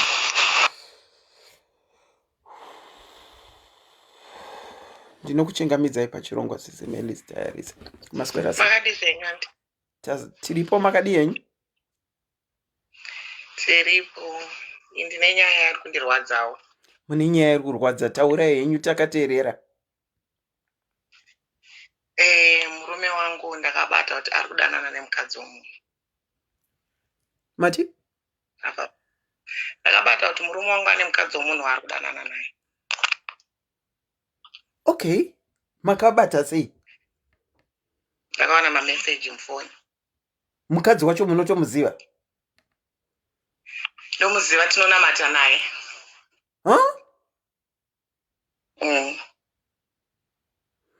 Saka makaitei pamakabata kuti ari kudanana nemukadzi? Murume wenyu anopindawo kusemucheche here iyo? Saka makaitei pamakazvibata? Ndakabvunza mukadzi wacho navakakumbira ruregerero, asi zviri kundirwadza. Ngati ndiri munzirawo mekuzorivenja. Mukadzi uyu akatobvuma kuti ndo zviri kuitika? Akati sorry? Saka kumurume wake mukadzi uyu haina kusvika? Hapana chaanoziva? Hapana chaanoziva. Ndiri kutyira kuti pamwe hazvizoita kumurume wangu anokwanisa kuzokanganisika wakaurayiwa baba vevana vangu. Asi zviri kundirwadza nekuti ndiri kufanira kuzvinyarara, asi ndiri kurwadziwa. Makambotagara pasi nemurume wenyu here after mabata nyaya iyi? Uye makataurirana kuti chii? Anongokumbira ruregerero. Zvakaitika rini? Zvatoo nemwedzi ndofunga zvaitika. Ndezvamanje manje kaizvi? Saka kuvakuru vesvondo makamboendai? Zvinonetsa manje kuti ndiende nokuti zvinondinyadzisa inini nyango neni. Saka ndakangoti regai ndinyarara, asi zviri kundidya. Mati zviri kukudya izve kuti makufunga kudii? Kutonorivenjawo. Zvino nhama yacho yekuti kunyange mukarivenja zvodii? Will you feel okay nekuti marivenja? Mapa same level. Yekuti iye akafeva imi mafevawo, saka tapa same level. Do you think it will make you feel okay? Handisi munhu akambofeva muupenyu hwangu nemurume uyu ndiye akatondibvisa kumhandara, asi zviri kundirwadza. Ndo nhamo yacho yandiri kubvunzai kuti imimi mati mapa level yekuti makuda unofeva. Imimi mukati makunofeva because of revenge. Zvichakudzikamisai here hana yenyu kuti mifile zviri okay kana mafeva? Ameno, handiziva, asi ndi munhu angu ndine pfungwa dzakawanda. Dzimwe pfungwa dziri kuti? Dzimwe pfungwa dzoti imba yangu kuti ndisiye imba ndisati zvamo mupfungwa, asi handizivi kuti zvingagadzirisike sei. Tati murume womukadzi uyu haasi kuziva? Ndozvatataura handidi? Haasi kuziva. Imimi chatingati chingadzikamise hana yenyu chamuri kuda kuona chichiitika panyaya iyi chingange chiri chii? Handifunga kuti pane chandingati chinganyatsodzikamisa hana yangu, but kungoziva ikoko kuti vakadanana ende kuramba ndichienda kuchechi ndakungofeka. It's all fake now. Naiye mukadzi iyeye ari kuuyawo kuchechi? Pandakanosangana naye ndakamuudza kuti handichade kukuona kuchechi. Saka hachauyi? Hachauyi. Imimi hazvivatadzi kunosangana paizvo. Aiwa, hazvivatadzise kunosangana. Vakomana, zvino kana zvakupinda mumachechi kuti vanhu 4 vese vanopinda pachechi 1, asi vari kusanganisana vari 4 paufo hwavo. Comment section imbondiudzaiwo kuti mama vodii pasituation yavo, voita sei? Handiziva ndoita sei. Kana kuti anti hapana kana munhu wandakaasi ndaonda zviri kundirwadza. Let me do it this way, auntie. Ndinoda kuti mudrope. Unfortunately, handina imwe phone nhasi. Ndinoda kuti mudrope. And then I'll call you back at a certain point. Ndinoda kuti mudrope. What I'm going to ask is, manzwa nyaya yavataura mama. Kana muchida kuti vadzokorodze, kana kuti ndidzokorodze vasati vabva, ndodzokorodza. Iko zvino ndikavadropa ndiri kukumbirawo ane zvaangafunge kuti mama vangaita kuti vabetserekane. Ndokudropai auntie, I'll call you back. Pane zvaunofunga zvavangaita here auntie ava kuti vabetserekane? Nekuti at the moment pfungwa dzavo dziri kumhanya kwakawanda. Imwe iri kuti ita revenge. But is that going to help? Is the question. Is revenge going to help? Ndinokuchingamidzai pachirongwa ndichidavira kuti muda kupindura kubatsira mama vabva. Ndinoda kungomashita enyu ndoda kungovati sorry kune zvakaitika kwavari. It's such a sad thing kuti zvakadai zviri kuitika mumachurch, but it's not new. Mumachurch akawanda sele we hear of these stories dzevanhu vari kuita ma-affairs, but that doesn't take away from the fact yekuti she's been hurt. She sounds very hurt at the moment. And I can understand because it's only just happened within the last month. Yes. So, but my only advice to her is don't go out of character. If it is not your character to be unfaithful, yes, don't go out of character because someone else has been out of character. Zvakafanana nekuti ukanetsana nemunhu anotuka zvinyadzi, usamupindure nekutuka zvinyadzi kana usina kukudzwa mumba munotaurwa ndekutukwa zvinyadzi. Don't go out of character. So this is my advice to her. Don't go out of character. Yes, you are hurting. If you can seek counseling to help you get over how you are feeling at the moment. So I would advise individual counseling and then marital counseling after the individual counseling. So I think she needs help as an individual to get over what she's going through, and then from there I think as a couple vanofanira kutaura nemurume wavo if he is apologetic for his actions kuti vaende vachinoitwa counseling as a couple after she has worked on herself first. But I wish her well, and kana vari munhu anotenda kuti Mwari vanochinja masituations, I just advise her to fast and pray kuti the hurt yavanayo ipere as well. So apart from counseling, just fasting and praying kuti Mwari ndibatsirei kuti kurwadziwa kwandiri kuita kupere. That's another thing that I would also advise her. And I wish her all the best. Okay, thank you so much. Ndabata individual counseling yavo ivo vari vega, and then counseling as a couple. Yes. Thank you so much. And praying and fasting.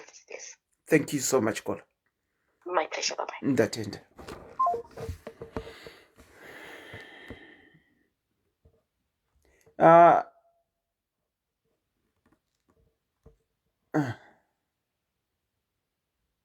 Okay, someone atofonaro akutonyora message yekuti ndizive kuti tichizotaura. Ndinokuchingamidzai pachirongwa. Ndinodavira kuti muri kuda kubatsira mama vabva.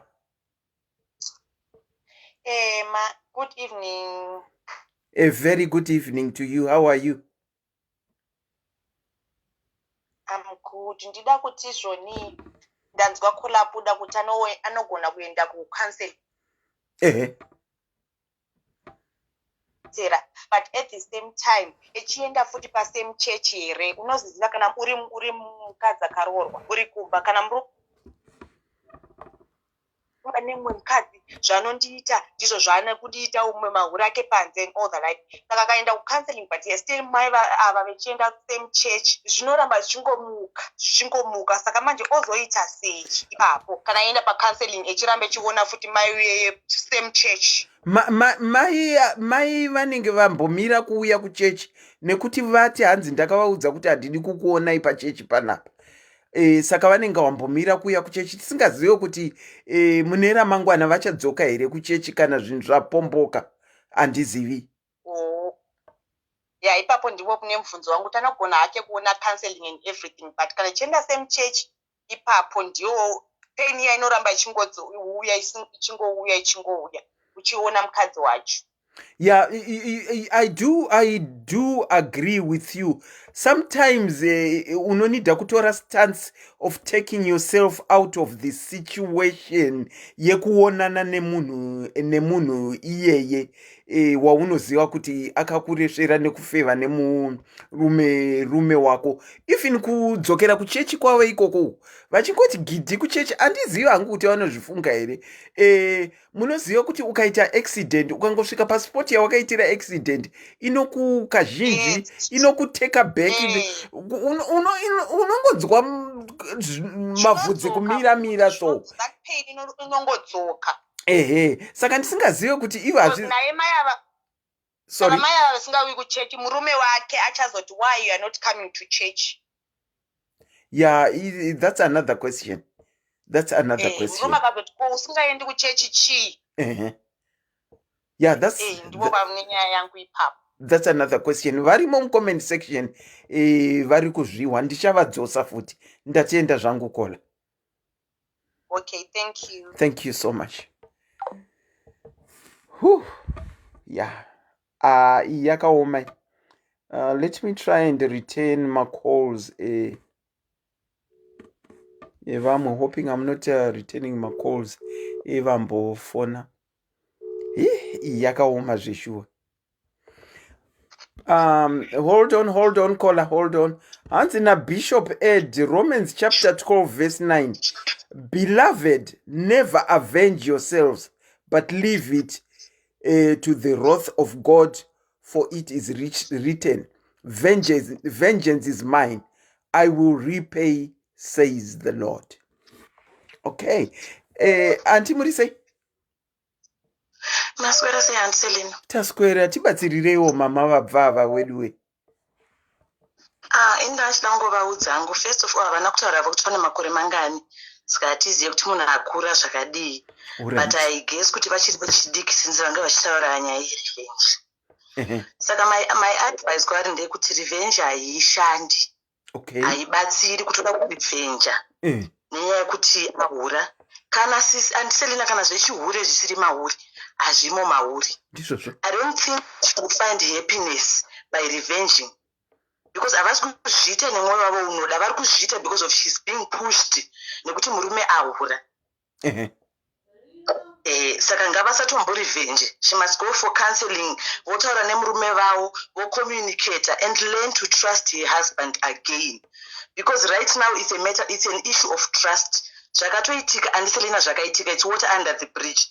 Chinoti yadoka ichadyoreka zvichachinji zvakaitika. Now she needs to focus on the way forward. How to kuti vararame zvakanaka and learning to trust her husband again. If she can do that, she can heal. Okay, zvakaitika last month maronda aya haasati ato munoziva ukaita kupiswa nemvura soka panotanga paita black pozoita kunge pari kuita duzu rinobuda mvura. Iko zvino hapasati patomboita duzu. Ndinodavira kuti pachiri black. Saka muri kuti varegerere murume wavo and let it be water under the bridge. Vanogona zvava kutadza kumuregerera izvezvi because it's still new. Vachiri kurwadziwa. And I believe kuti nyaya iyoyo haisi kutotaurika kuchechi, hence she came to this platform. Kuchechi kune madzimai vekuchechi, but inyaya yekuti vanhu vacho vari kuita chihure vanhu vemuchechi. And vari kuvachengetedza kuti zvisabude. You understand the point? For her to come on this platform, inyaya yekuti she cannot address this issue kuchechi kwavo kwavanoenda ikoko. Because inyaya yemuchechi haitauriki. But kuchechi ndokunotofanirwa kutaurika kanyaya yakaitikira muchechi. Aiwa, haichataurika because mahure etu aya ndeemuchechimo. Including murume wavo ndewemuchechimo. Saka kutaura kwavachaita it's obvious kuti vari kufumura murume wavo, vari kufumura nemukadzi wemurume uya. And she's also afraid of murume wavo kuti zvoni vakutyira life yemurume wavo kuti ndikataura. Ko mumwe murume uyu ari kuhura ari kuhurirwa uyu kwakazoataka murume wavo. You get where she's coming from. Vari kutyira murume wavo because she still loves her husband and her marriage. saka pakubudisa zvinhu zvese pachena is going to affect both sides. Vataura kuti murume anogona kuataka murume wavo kuti uri kundirarira nemukadzi. It will come back to her again because murume wavo achiri kuda. Izvozvo vataura kuti ndikazvitaura kuchechi ko murume wangu akazotakwa nemumwe murume uyu akaurayiwa ini ndozodii, vataura ipapo. Exactly. So she's protecting her husband and also protecting mukadzi yeye muchihure chake chaakaita. Saka kuchechi haitotauriki nyaya yacho. Hence she came here. Vanhu vazhinji vekuchechi handiseli navambonzi nyaya dzavo pasocial media. Inyaya yekuti hakutauriki. Saka the way forward ndiyo yekutoti vatsvage counseling sezvo vari munhu anoziva Mwari vonamata vokumbira Mwari kuti avadirect. Okay. Zverevenge hazvishandi. All right. Manzwira ndavaita vachitaura chihura hachistori chavo hachisi mavari. Vadaro. It's not going to help. Vadaro. It will do more damage. Very true. Very true. Yes. Thank you. Vanokontinua vachienda kuma-counseling nekuramba vachinamata nekutraya kutrusta again. We know kuti vanoti once trust is broken, it's very difficult to gain it back. But at this point of time, semunhu ari kuda murume wake, she has to try. Mbijana, one step at a time. She must not rush it, one step, baby steps until zvichiita nemurume wacho achicommunicate achiratidzawo kuti I'm really sorry, I'm not going to do this again. Ndinodavira kuti varimo mucomment section vari kuzvinzwa. Zvese zvichataurwa nevanhu ndichavadzosa tonzwa kuti mafungiro avo pane zvavanzwa ndekuti chi. Thank you so much for your contribution, caller. Yeah, welcome, and Tatenda. Bye, good night. Ndinokuchingamidzai pachirongwa anti murisei? Maswera sei anti Selina? Taswera kuti maswerawo. Taswera. Betseraiwo wabiya wedawa wedwe. Inini ndinoti nyaya iyi pamberi nekuitaura kuchechi. Zvavanofanira kuita mai ava. Vanotoenda nayo nyaya yoyi kuchechi vonotaura kuti zvakaitika. Ivo vanofanira kutobuda muchechi imomo. Ivo ngavabude. Because nyaya yekuti vada kuprotecta murume kai. Kudai murume yari akabatwa nemuridzi womukadzi uyu angachangourayiwa kana kuitwa zvaanoitwa. Saka apa vanofanira kumeka decision yekuti chavari kuda chacho chi. Kana happiness yavo nepeace iriyo iri important kwavari nevana vavo. Vanobuda muchechi. Voenda kuchechi kuyondaura kuti ndozvakaitika ndosaka ndasiya chechi. Murume vosiya votakura vana vavo vonoenda move on. Zvinorwadza ndozviziva. I went through the same thing. Ndakaurirwa nemurume ini. But munoziva kana once trust pasisina ka relationship yapera. Ndizvozvo. You can forgive all you want, you never forget. Kama zvingo kutokonya akangotaka something small. Utofunga kuti my way ndofunga mene zvaakuita. Saka kungogara uri pa age like that, it's not good for your health. Saka imimi auntie, how did you overcome the situation? Ndakatandanisa murume. Makadi? Ndakataya baba mwana. Ndakamutandanisa ndika baba mwana jira iguru. Endai. Makampetera jira. Ndakamutandanisa ndikataiwa enda zvakunoita zvako zvaunoita inini leave me alone. I've been happy. We've been divorced for 11 years. Nevana vangu 3 vatokura. You can make a new life after divorce. Azvinabasa zvinorwadza kuti yaimba tozviziva. But game yakutamba yaite. Azvaro kuchechi kuti kwakaita sei kuchechi kwacho. Iyo mumachechi momo ndo makazara zvihuro. Chera karambidza mukadzi kuti usaye kuchechi ka. Murume achatsvaga futi mumwe. Muchechi imomo. Vanohurirana pachave papo because vanofunga kuti because vari muchechi ndozviti safe. Itori feva upere inoda kumuona wana akapedza ufe. Varume vanonetsa. Saka ngaareke kuzvipa stress yekuda kuti revenge. Kana usingazvigona unoswera wabatwa uzokuvadzwa. At the end of it all vana ndo vanosafa. Apa ngatiti varume nevakadzi vanonetsa. Vese vanonetsa, but it comes down kune zvauri kuda iwewe semuridzi wenyaya. Kana uchisaita kuregerera munhu wako, wobva wamuregerera nemwoyo wese amene kuti achazvita sei kuti azvikanganwe because zvinonetsa. Ndizvozvo. But izvo kuda kuita revenge hazvina zvazvinoita, but nyaya yekuti hanzi zvinazvita ndo nyaya iri kuita kuti vanhu varepwe mumamhuri imomo nevanhu veukama muchingoti zvinhu hazvitaurwe. Muchechi macho maitwa chihure ngazvitaurwe zvipere. Kana zvichiitika vanorambana voita move on neupenyu hwavo. Kusiri kurwadziwa kwacho ndekuti saka wofira here mukati nepipi achadonha akafa nestress iyoyi. ava vachingoita chihure chavo vachienda kana akasiyana neiwaini naye achatsvaga futi munhu ndochokwadi chemahara. Saka muri kuti expose them kuchechi ikoko. Ngaidzokere kuchechi inotaurwa kuchechi. Anga asvibude ndokwazvakatangira. Kwazvakatangira ndokwazvichaperera. Murume kana akaita sori dzavazinhu anogona kungosiyana neiwaini naye asi azvimutadzisa kutsvaga mumwe muchechi mumwe chetemo. Yeah. Saka kana zvichibvira kumusoro vakuru vechechi vanofanira kuziva vadhile nenyaya yake. Iyewo chiregedza kuenda kuchechi nekuti haisisiri chechi kai chachihure chiri kuitwa iye apusa kai. Ende handifungi kuti ndiye ega murume akari kuita izvozvo muchechi imomo. Nyaya idzi dzadzirwa dzakawandisa. Saka inini hangu ndoti ngazvitaurwe munhu ngaaite move on aite peace of mind yake. Health is more important zvanhu zvaada kuti go through izvozvo. Chero akasapresa akadii zvinokudya mwoyo vasikana is not easy. Aiwa kudyika vari kudyika kana mavanzwa vari kudyika asikana. Munhu wese anodyika. Inini ndakanga ndasvika ndiri munhu ane hasha dzisingaite. Ndakanga ndasvika pekuti ndikamutasa murume ndaiona rima. Ndikati pano pangazokuvadzwa munhu panapa. Beta tisiyane zvinhu zvakanaka. Nababa emwana fambai muende. Vana munokuti amuchiya kuzona kana muchida. Tikasiyana. Akatoita rimeri akati move on. Ini ndiri kuzviitira zvandiri kuzviitira neupenyu hwangu. I don't have to answer to anybody.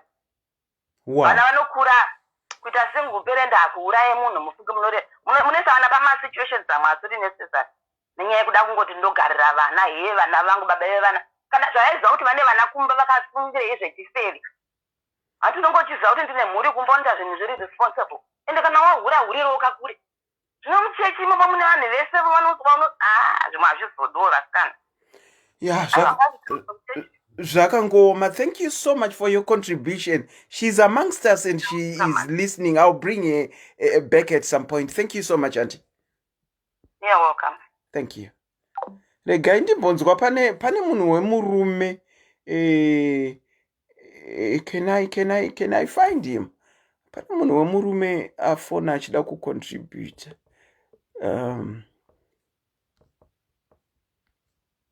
Ndinogova shaya seiko iyo wafona. Ndinokuchingamidzai pachirongwa makadini.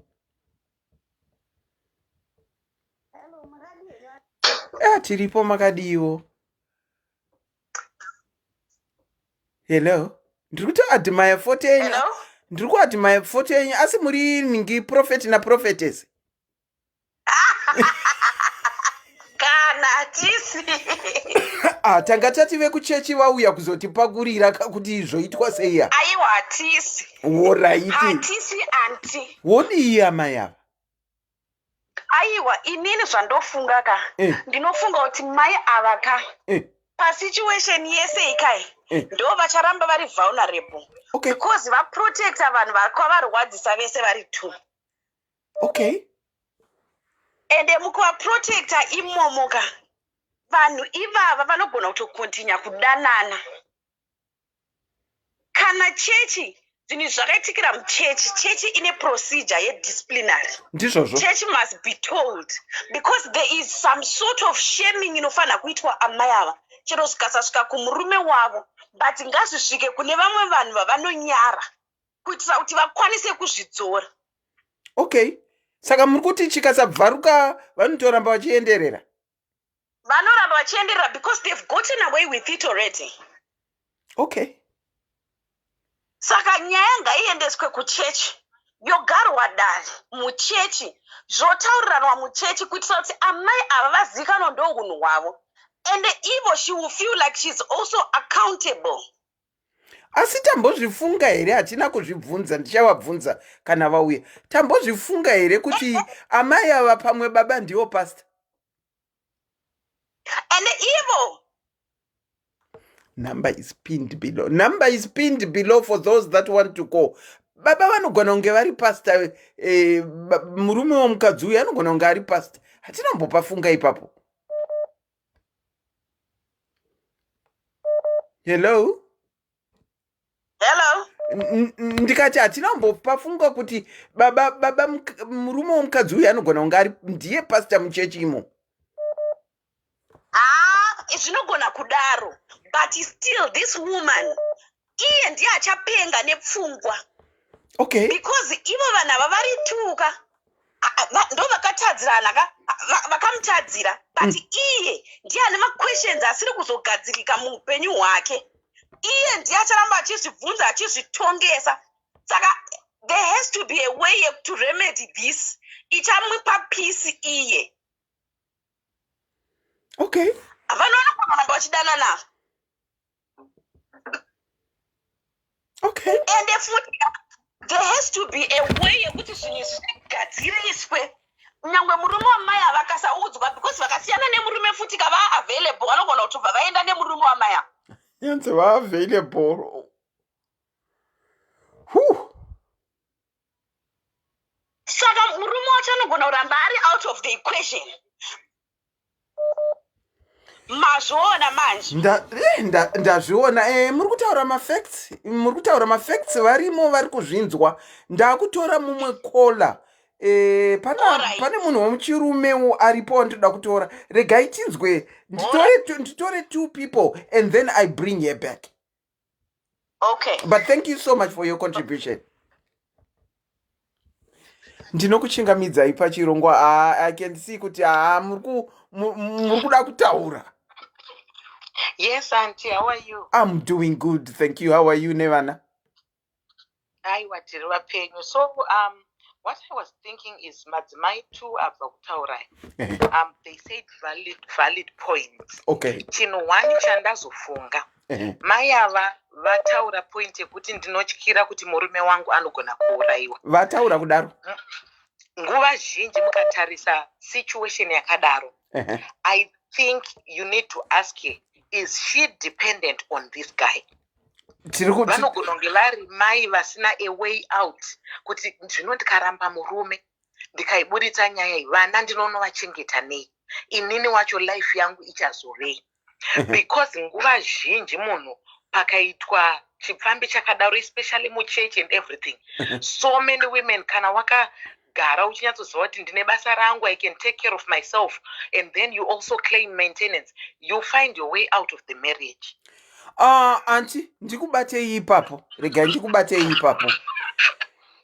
Nyaya dzizhinji dzandiri kusangana nadzo. Mune imwe device iri kuseri? Aiwa, ndadzima. Alright, because iri kujajira. Nyaya dzizhinji dzandiri kusangana nadzo. Dzamuri kutaura dzekuti you'll find kuti mukadzi uyu ari kudependa nemukadzi, ari kudependa nemurume. Actually, in some cases, it's not the case. Vatori vakadzi vari kutoenda kubasa, vari kutozvishandira, but tiri kuvadzosa tichavabvunza. But vari kuti ndikange ndasiyana nemurume ndozoita sei? Havasi tombori dependent on murume. Vamwe vandiri kutaura navo. Because now yekuti kugara kwavari kuita kuti I'll find a way yekudzorera, vengeance. Kana munhu usitori pfambika achikangi nokuti iwo waitirwa chipfambi. Ndizvozvo. You can never do it. So ask her kuti what is it that she's still hanging on to in that marriage. Kuti is it kuti vari kuda kuti murume anga ari closer to the kids here? Is it a financial thing? Kanoti maybe she doesn't have anywhere else to go, or because sometimes it might be, but in other cases, like you are saying, maybe munhu anenge achitozvishandira.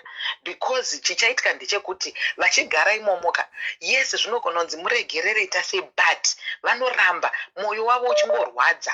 Ndovaive kuti munhu munoita 20 years uri marriage ka, but you still talk about something chakaitika kudhara, and yet you are still there.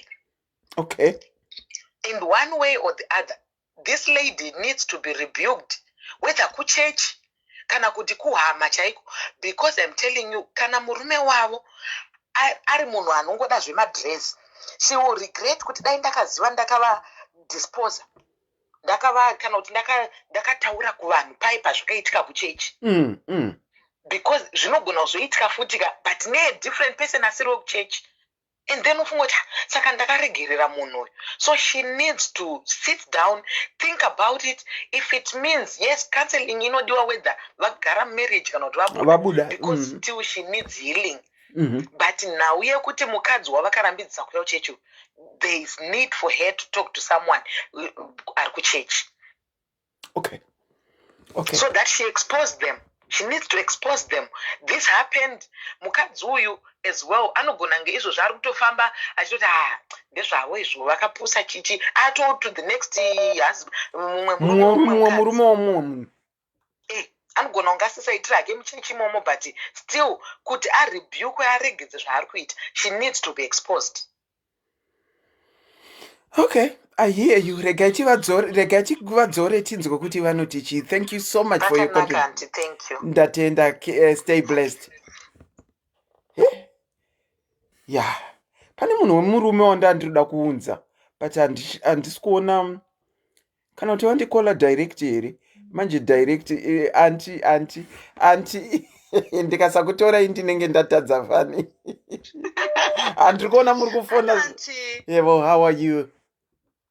I'm good, thanks. Oh, it's a very, very, very, very painful and interesting topic. That's true. Okay, on my side, I happen to be a pastor's wife. You happen, mama, tinokuchingamidzai pachirongwa.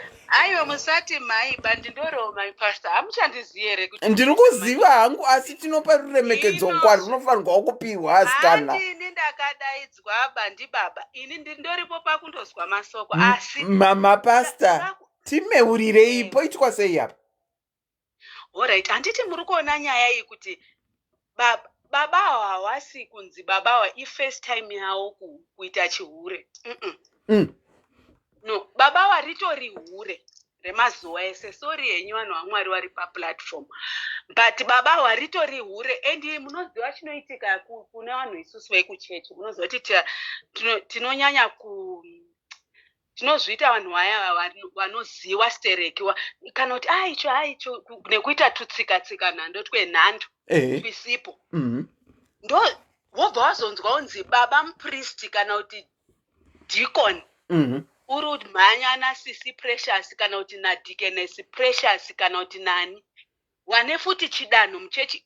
And mukazvitarisisa kana iri Pentecostal kana kuti mamwe mawe unotoona kuti baba nana sister ava vanotoenda ndo vanoenza kune meeting yemadhikoni nhasi. Vanonga vatori wese kumadhikoni ikoko. Imimi mainhiya muna mundori kumba muri kuti baba ndio wakadaidzwa aenda kuchechi. Mangwana baba ndio wakadaidzwa ndio arimbe. And baba vanonakidzwa nako nekuti ndokune mufaro wavo wese. And baba wagara hawo ipambi. And this story haina solution yekuti hanzi pada enda unofumurwa sisi vari kuchechi kana kuti wana sisava.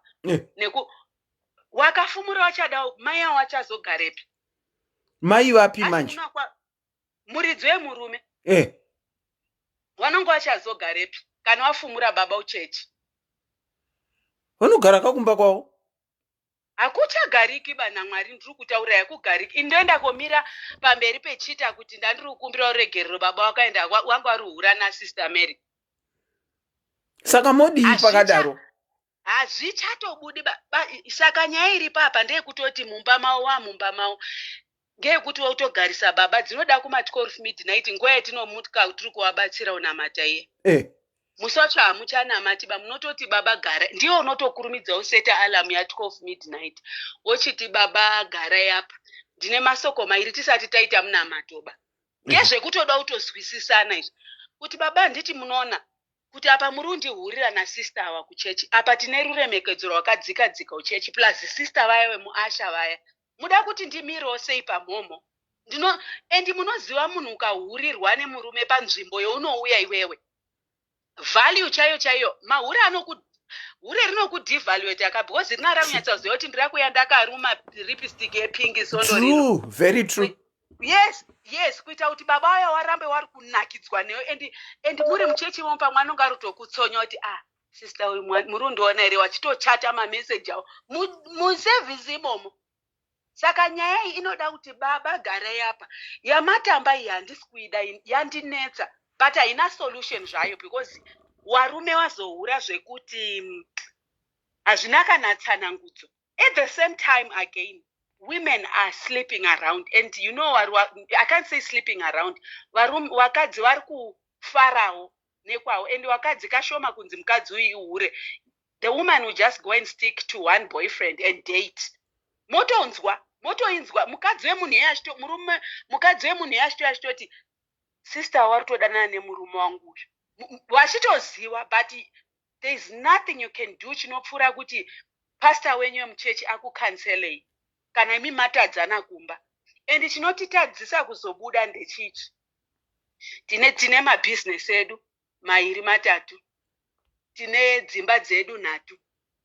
Handiti munoona apa vana vakura, pamwe vana watowo kuma 21 years 22. Imi mauda kutanga mainhiya kuti unotoshape kutangira semukadzi kuti nai Mwari ndochienda mustreet here.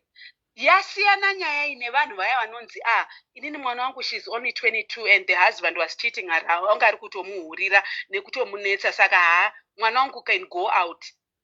Inosiyana, yasiyana nemarriage yemunhu akuma 50 52 akura achiita vachigrowa relationship yavo, marriage yavo, vachitenga maproperties, vachiita business vese, vachikwira vese, then munhu womuka wakunzonzi aiwazve vanodanana nauyo nauya wemuchechi. It's not easy kuti upasimuke.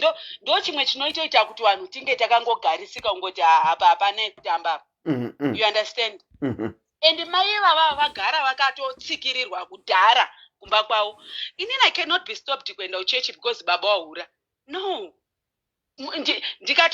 Sondo racho rondinotozviziva iroro, ndakutochena zvekupfurikidza kutsvaga zvimasutu zviya zvekundochena kumira.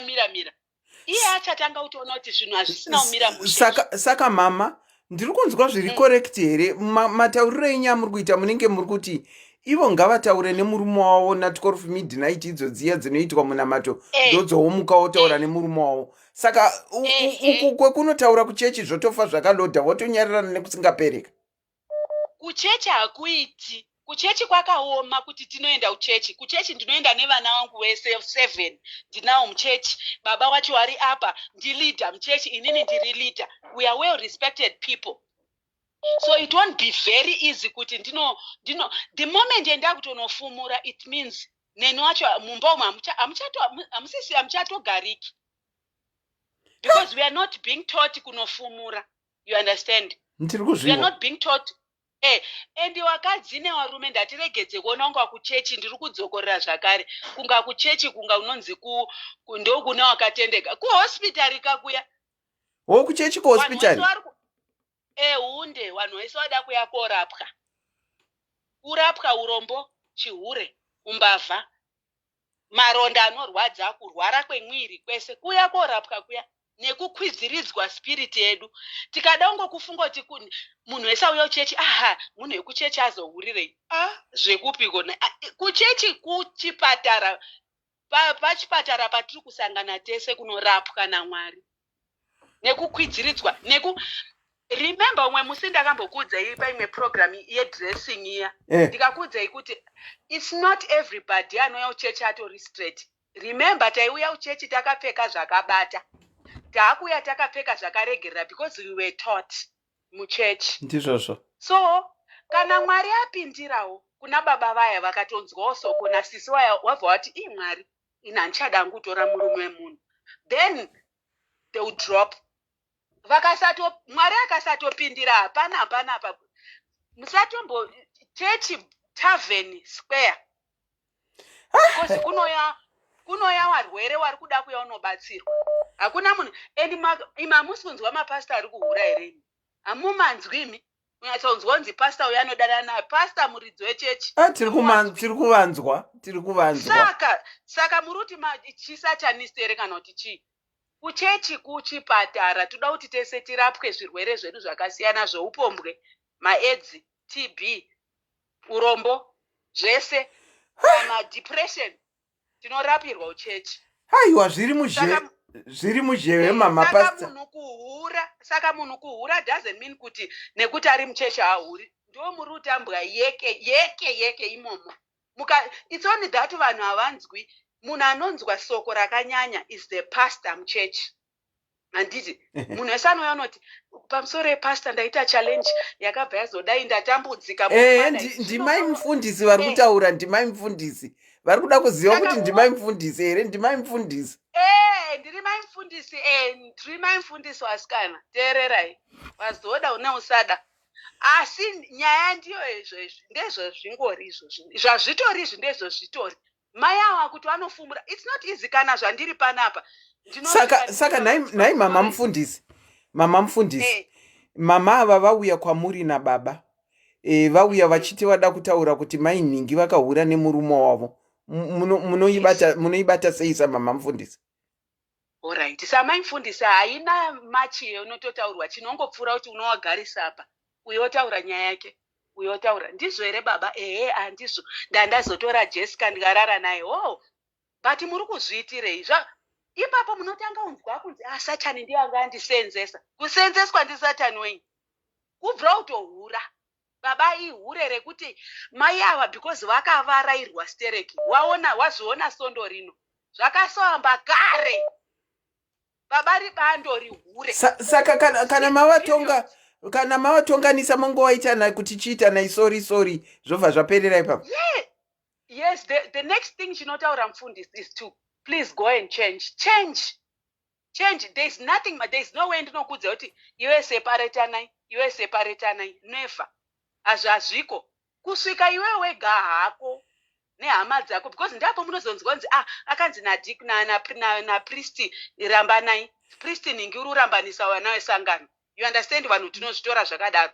Is the same nevanhu vanonzi imwai mapiritsi eAIDS wosvika uchechi woparidzirwa faith kunzi God can heal you, and when they hear kuti God can heal you havanonzi siyai mapiritsi, they mistook it. Vakutoregera vega wakuregera mapiritsi. Kana muchinzwa kunzi munhu aporeswa ari muchechi, kuporeswa mapiritsi aya achishanda, noti kuti hanzi akaporeswa kutsveta mapiritsi. That's not what they are saying. They are telling you kuti tiri kunamatira kuti mushonga uri kumwa usenze pauri. Mapiritsi aunosenza uonekwa uchafamba uchisenzera mhuri yako at the age of 60 uri unosenza. Unozitsveta mama maita basa matatenda zveshuwa. Baba toda kuvakumbira baba waripo pastation tiri kuvaona baba wepamai wari pano baba regerai kuita zviro zvomurita zvenhando. Hazi munhu enda uhurirawo kure muri udini kohurira kumwe kumapato shuwa munyarere kuti nyadzisa di ko imi madi kutora baba mati kutora baba ava mataura nawo tinowaziwa wari kutinzwa kana ari munhu anonyara azvirwa, kana ari munhu anonyara munhu anonzwa kuti eyohwe papindirwa nevanhu vanotiziva. Regedzai kudaro baba, regedzai kudaro. Hatisi kuti musahureba, regai kuhurira mamuri imomo, endai munohurirawo kakumwoko. Mahuri akazara fani munyika muno warudini utsvaka pamwe pekuitira chifambi mukadzi waonowo kusununguka. Hai mama, chiregai ndikusiyei muzorore muone kuzorora kumakamirira minamato iya ya12 o'clock. Ya12 hunde regai tishimirire. Ndatenda zvangu. Ndimai mufundisa. Regai nditore one more person that I think is a gentleman who is trying to call. Tinzwawo munhu wemurume kuti vari kuzviona sei. Regai, I'm hoping ndiyo number yavo. Regai ndichidzosa mai vaya and then we do close off. Regai ndichidzosa mama vaya and then we close off. Regai nditaure one last caller. Ndinokuchingamidzai pachirongwa. Hello, maswera sei? Taswera, ndatega ndichitora munhu wemurume. Tinzwe pfungwa dzemunhu wemurume kuti uruda kuti nyaya maya yakaipera chinhwani kuti murume uyu kana changa chiri chirwere yanga iri stage 4 cancer chaiyo haina cure because problem nechihure chekuitira muchechi chine little no hope yekupera because kuchechi ndokwatinoti anga chita chihure munyika atende ukauya muchechi. Saka zvaanani takutarisa kuti anochinja. Manje kana uchita chihure uri muchechi zvinobva zvashaya direction, zvinobva zvashaya chirevo. Ende dambudziko hombe rina mai vari kurwadza mai harizi rekuti murume akahura zvekuti dai vanga vachigara kuchegutu murume unohurira kuchinhoi dai makutonzwa mai vari kutotaura zvakasiyana. Saka dambudziko riri pakuti akahwirira pane vanhu vemuchechi zvakangofanana nekunyenga munin'ina wemukadzi ndozvakaitwa nemurume. Okay, zvakafanana, the pain is different.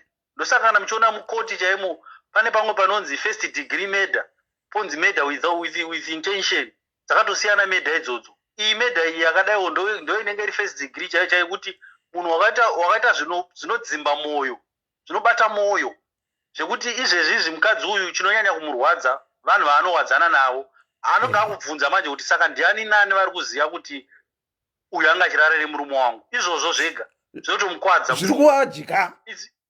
Iyo is beyond repair, because zvandikuzwa mwautaura zvekuti learn to trust. Apa pakadaiwa pakapa, this is a glass, it has been shattered. Hakusisina trust, hakusisina chinonzi time will heal. Apa ratogara rakadaro kusvika muguva, mukadzi uyu chironda icho chichamudzimbira, handi mazona, chichatomudzimbira kusvika muguva. Ndanzwa vamwe vachitaura kuti kumuchechi handibvumire kuti vanhu varambana, hatudzi vanhu kuti varambana. Asi ini ndakaita mufundisi ndomuvhurira bhaibheri, ndomutaura kuti bhaibheri rinoti kana ruoko rwako richikutarisa kupinda mudenga ridembure upinde usina ruoko. At this point mukadzi uyu already akutodhonzerwa kure naMwari, akutotaura zverevenge, akutofunga zverevenge, akutodhonzerwa kure naMwari. This is what the devil does. Anosenzesa ari padhuze newe kuti ubve padhuze naMwari.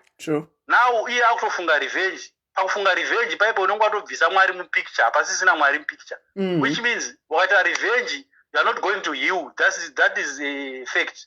Because once you are revenge, you are not going to heal. Because uchapila pain yekukanganisirwa, ufila pain yekukanganisira mumwe munhu for the rest of your life.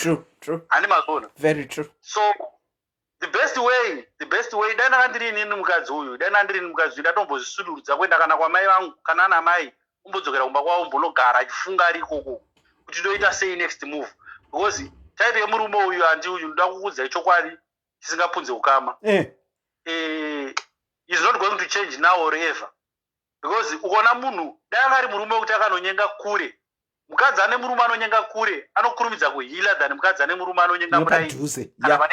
True, very true.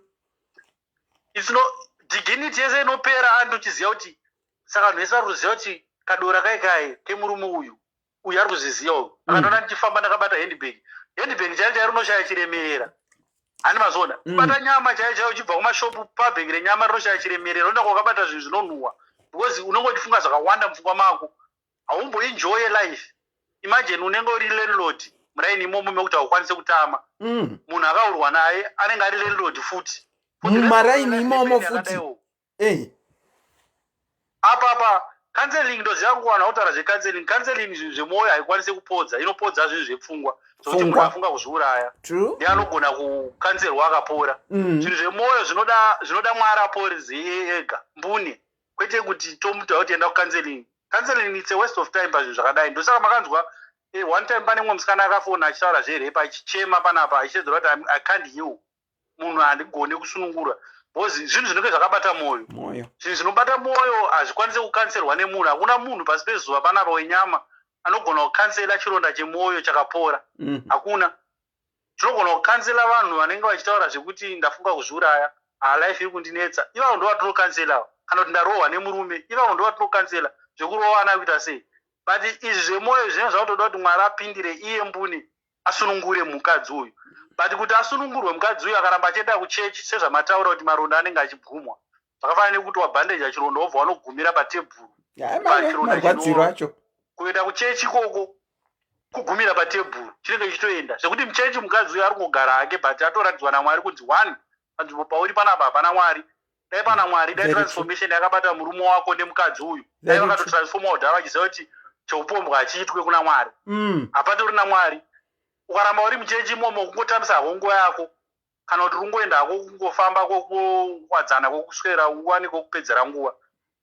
Izvozvozvo zvega itori advantage kwaari, zvokuti akaisenzesa kuadvantage yake anokuziva kuti no, pachechi apada kutowithdraw, wotobudisa muchechi mamwe, oenda unotangana unosuduruka pane murume uyu, because murume wake ari kumuda, she is still attached. And zvandikutaura izvozvo ndikutonzwa kuti ari kunzwa ende mukadzi uyu kuti azosiya murume wake ka zvinotora kurema, because ndamunzwa achitaura kuti ndiye akatanga kurara neni. And it's a big problem wakadzi kuti munhu akatanga kurara neni hakwanisi kumusiya, attachment yaye inenge iripo until wazomove on, ndopaanozoona kuti inga zvinotoendeka.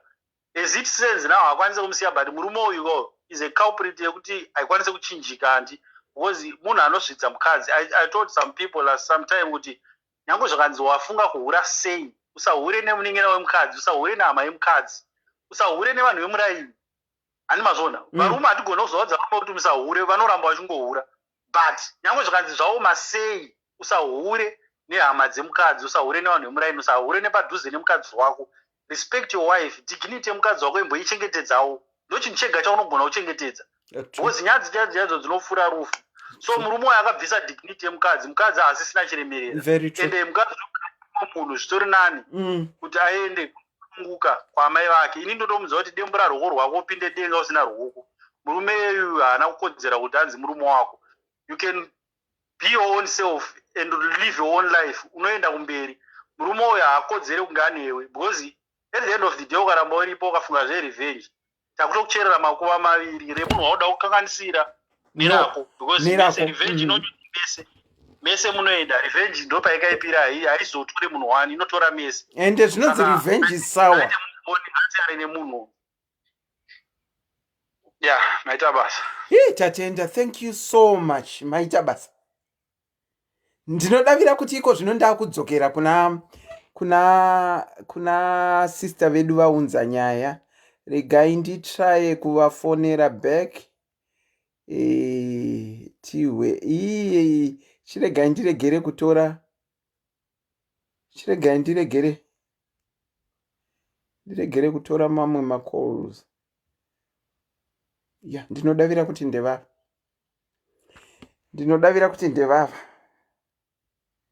Yeah, I think ndivo. Urege nimbodecline nayi. Ndinodavira kuti ndivo. Yeah, ndivo. Ndinodavira kuti ndivo.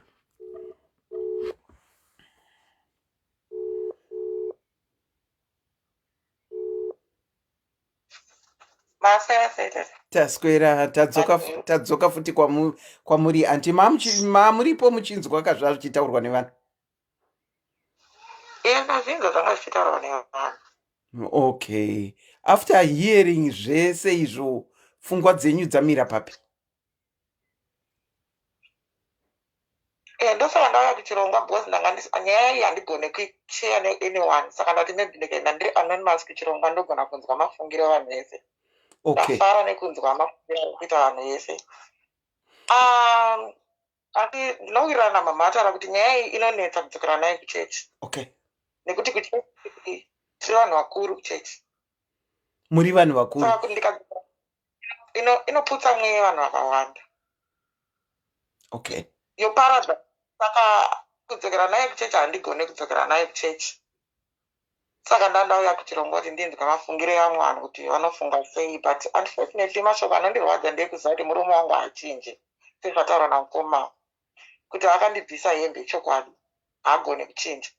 But tine vana 4 tese, tine vana vedu vakura vava kuma-teenage stage.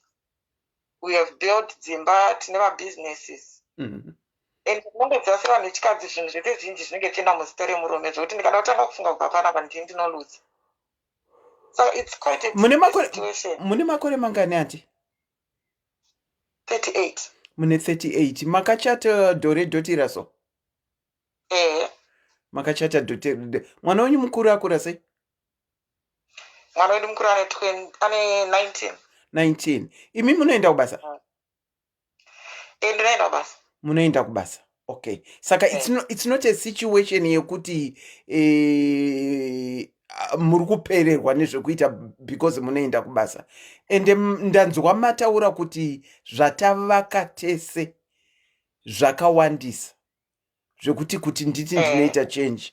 Uye mukataura kuti ndidzokere kunoenda kuchechi zvataurwa namama mother vaya ndi mother pastor kuti ndidzokere. It's reconnecting. Vakachata dore dotira so, which means chapter 37. Vakachata dore dotira so, which means chapter 37. It's reconnecting. Kandiwafonere futi. Zvakangooma weduwe. Yakutoti calling.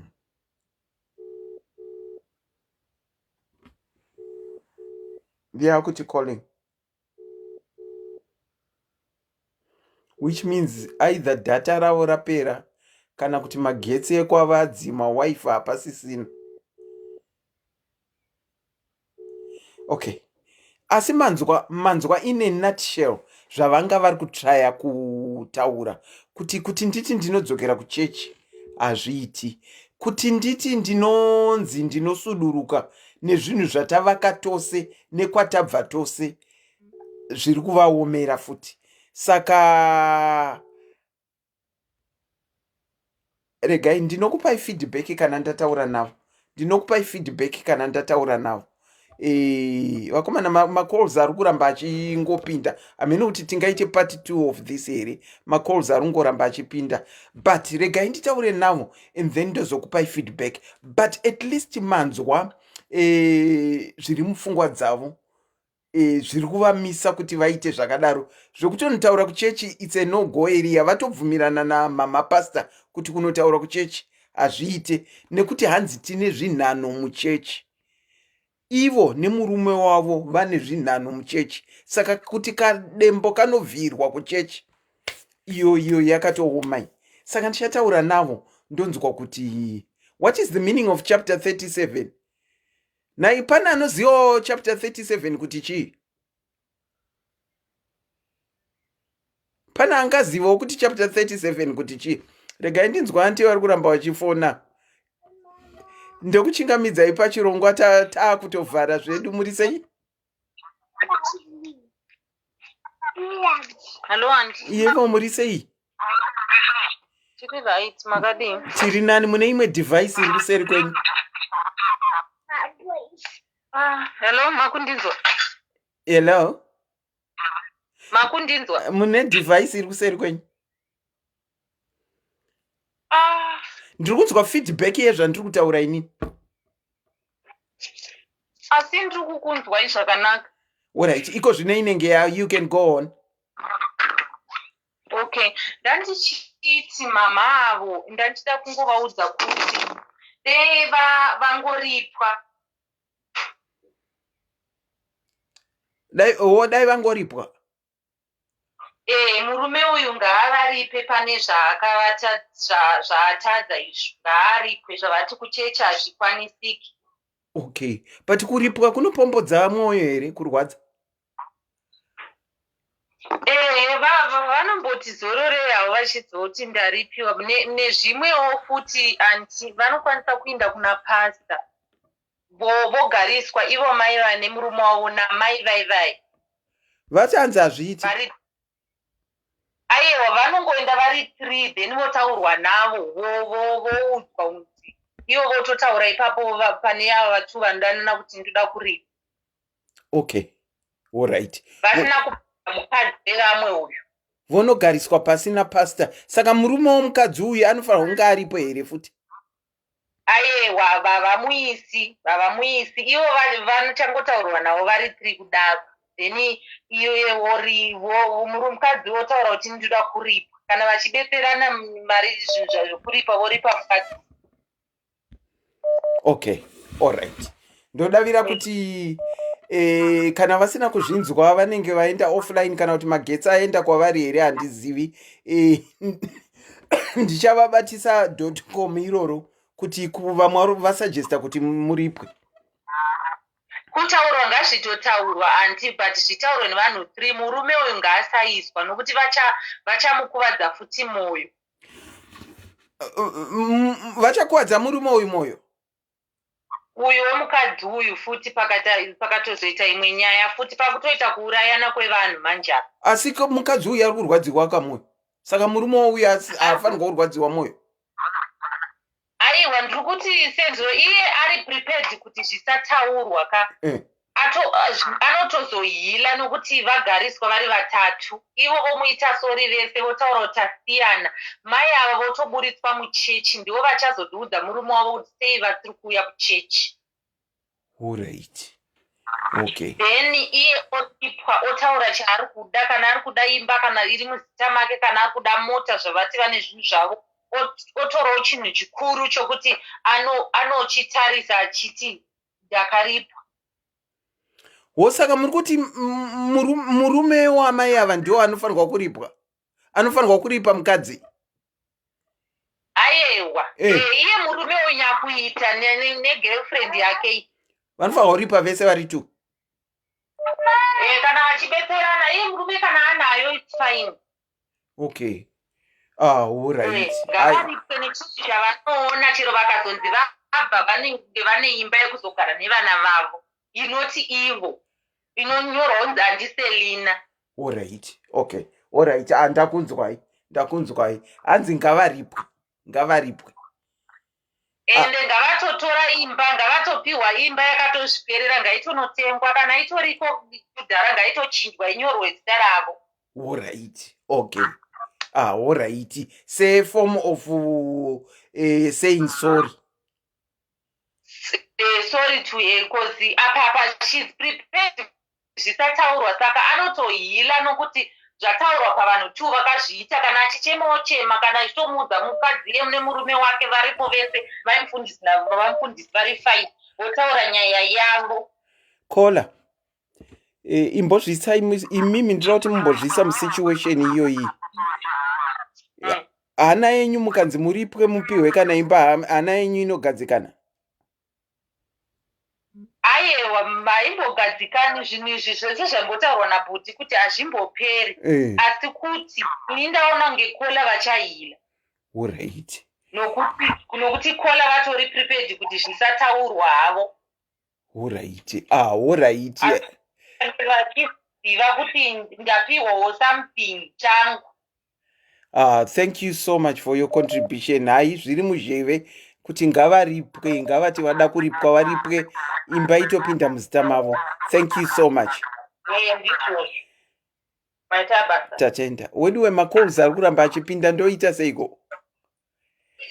Torai vanhu pamakoza ndi. Tambenge tadzosaka vakataura zvavari kuda weduwe. Ndinokuchingamidzai pachirongwa makadini? Hello, ndokuchingamidzai pachirongwa. Hello, Auntie Selina. How are I know you? Muda kucharepa, but I could not leave without giving my 2 cents. Ndazviona pane vamwe vari kutofona futi ndichavafonera bheka vabvira kudhara. I'm munoziva zvinoitika muupenyu soka matters of the heart are difficult. Very difficult. Very. They're very, very complex.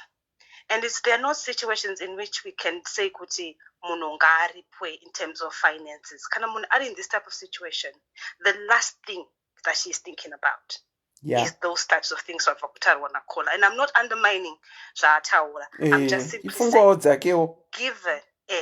given the current circumstances, nechimiro chemusha wake, neuhure hwachanga uchitaurwa murume wake, it's really the last thing on her mind. Personally, my suggestion is, I would say, Kuti, she just needs to take time, reflect on what's happened. Yes. And take some time to grieve. This is a loss. True. Take some time to grieve. Process zvaitika. In Ari Ega Atinyaso processor, I know it can have a domino effect in the sense that she would have my questions as nama answers. Because the only person that can give her my true answers, Mun Akaita.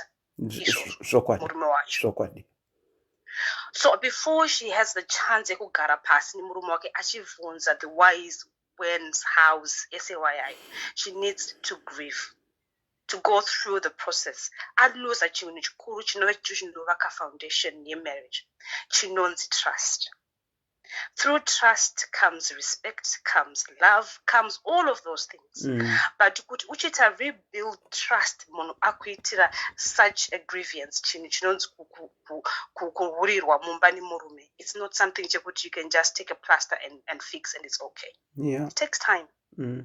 Saka ndinoti hangu kune mukadzi yeye, take your time, brandakadzi, take your time to heal.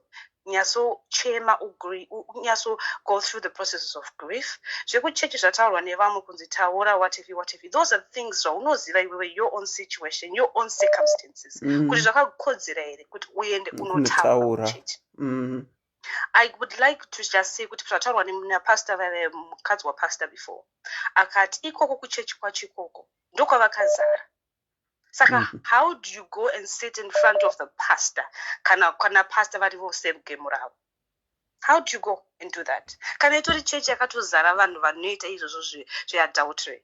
It's difficult because autozivi kuti pauri kutaura ipapo vari kutokwenyana kuti kana neniwoko ndomuzava mudara uyu vanotozivana vanhu vanotoita magame saka unopinda uchiti chii kabanga ipapa patina kuzonzwa kabanga mukadzi wapastor vari vekuchechi. Yes, so what to do for the lady? So ngative tinove nyasha for her, you know? Yeah, true. Ngative tinonzwisisa kuti it's so easy kana usiri wori mubhutsu yacho. It's so easy if you're not the one walking that journey. True. Saka ndatanga nekuti matters of the heart are complex. Very. Zvinhu zvinotora time. Very and complex. Indeed, the only person that can heal that ndimwari. And it's only going to take time. Because we need to really think about what's happened. Ask herself, am I deserving of such ill treatment to the extent that it's not only one? And once bitten, twice shy. So she has to ask herself, okay, tavaka all this wealth ne murume wangu. Okay, takura tese. Okay, in chapter 37. But is it really worth me losing myself for the sake of those things? Kana zviri zvedu wakaita muchato. All those things can be divided equally. But tisataenda kwese koko. She just needs to heal, write down my pros and cons, azvibvunze kuti am I worth or am I deserving of this? I build a confidence. Shiri kuleka apa a confidence, self-confidence. Yeah, strip one murume. Murume has stripped every ounce of confidence. That's why I need doubt. Asingazivi or understand her self-worth. What you do. Yeah, very true. Saka ndinomuti, take your time, grieve, process. Izvo zvekuripwa and all of these things, chachi vanhu chatakanda kuti zvinofanira kuitwa. Ndizvo zvinoitwa kana uri mai unoripwa handiti. But those things come later on. This woman needs to grieve.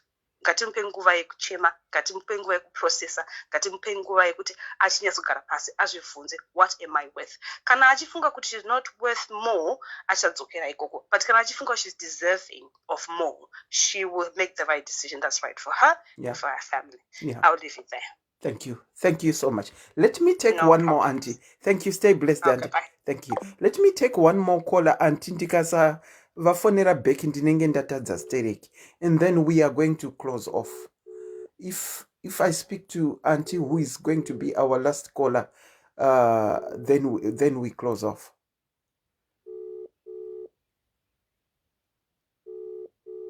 Auntie vanopera nenhamba inopera na89 ndidaireiwo.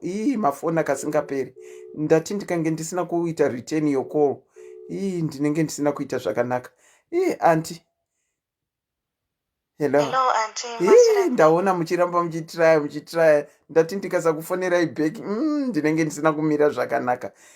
Makadi zvenyu? Tiri pedu, Auntie, muri sei? Aiwa, tiri nani zvedu. Mainzwi kwakairi mudariro iyi. Muri kutsva nekuda kutaura. Ndandiri kutsva, Auntie. Nyaya iri kurwadza. Ndatombozvisa mushangu dzavo mai ava. Iri kundirwadza. Maona bhutsu dzacho dzichishinya? Ndaona bhutsu dzacho dzichindishinya. Ndakapfeka size 2 ndichipfeka 6. Saka mati vodi. Inini mafungiro angu, Auntie, chakaitika ndechekuti vanhu havakaita muchechi. Saka sei mimi vanhu vari kuti zvoni zvisataurwe muchechi? Because zvikasataurwa muchechi, Auntie, zvicharamba zvichiitika muchechi imomo. Meaning kuti iyoyo, Auntie, itori neupombwe hwakazara muutungamiri ndopfungwa dzangu. All right. Because zvakangofanana nekudai so, Auntie. Mwana aita atsvina mupamba. Tabvisa pamba riya. Totora pamba torisa muplastic. Torisiya mumba. Tsvina iyi handinoramba ichinhuhwa. Inongoramba ichinhuhwa. Saka ndiri kupa muenzaniso yokuti vakanyarara vakasataura muchechi kuti ndo zviri kuitika, baba ava vanoramba vachingoita huni hwohwo kuchechi, kuvana vesangano vese vanongoramba vachihuita. Okay. Saka inini mafungiro angu ndeyekuti zvikataurwa muchechi pamwe vanogonawo kuva nekuzoitawo nyadzi vozoregedzawo mabasa avo akashata.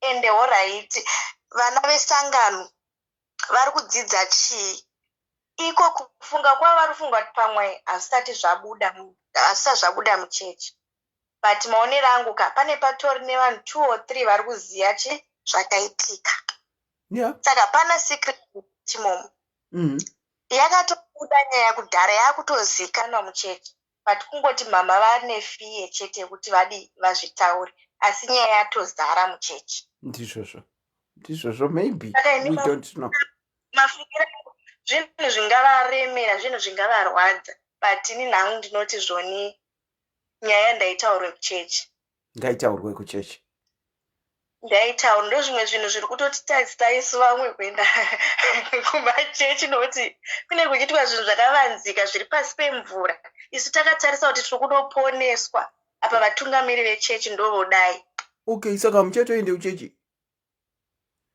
haina hangu handiende kuchechi hangu handine nyaya idzodzidzo dzekuti anti muri kutungamirwa nemhombwe unonyatsoziva kuti idzi imhombwe idzi dziri mhombwe dzese dziri kumira pamberi pedu todzidzei right tiri kudzidzei anti ndikunyatsoziva kuti baba vari kundiparidzira shoko ava vari kumhombwa nanhingi apa muromo wemunhu todzidzei kana kuti maidhikoni vari kudanana nababa vanhingi vese vane zvinzvimbo muchechi tiri kudzidzei vana vesangano hapana tiri kudzidzei kubva kuiwe kwatungamiri saka kutaura zvitori nani vanhu voziva kuti ndo zviri kuitika muchechi umu todhisaidha kuti toenda kuchechi here kana kuti toregera zvekuti tihwande nekuti ndiri mai mufundisi ndiri baba mufundisi hazviitewo nditaura hazvina zvazvinosvika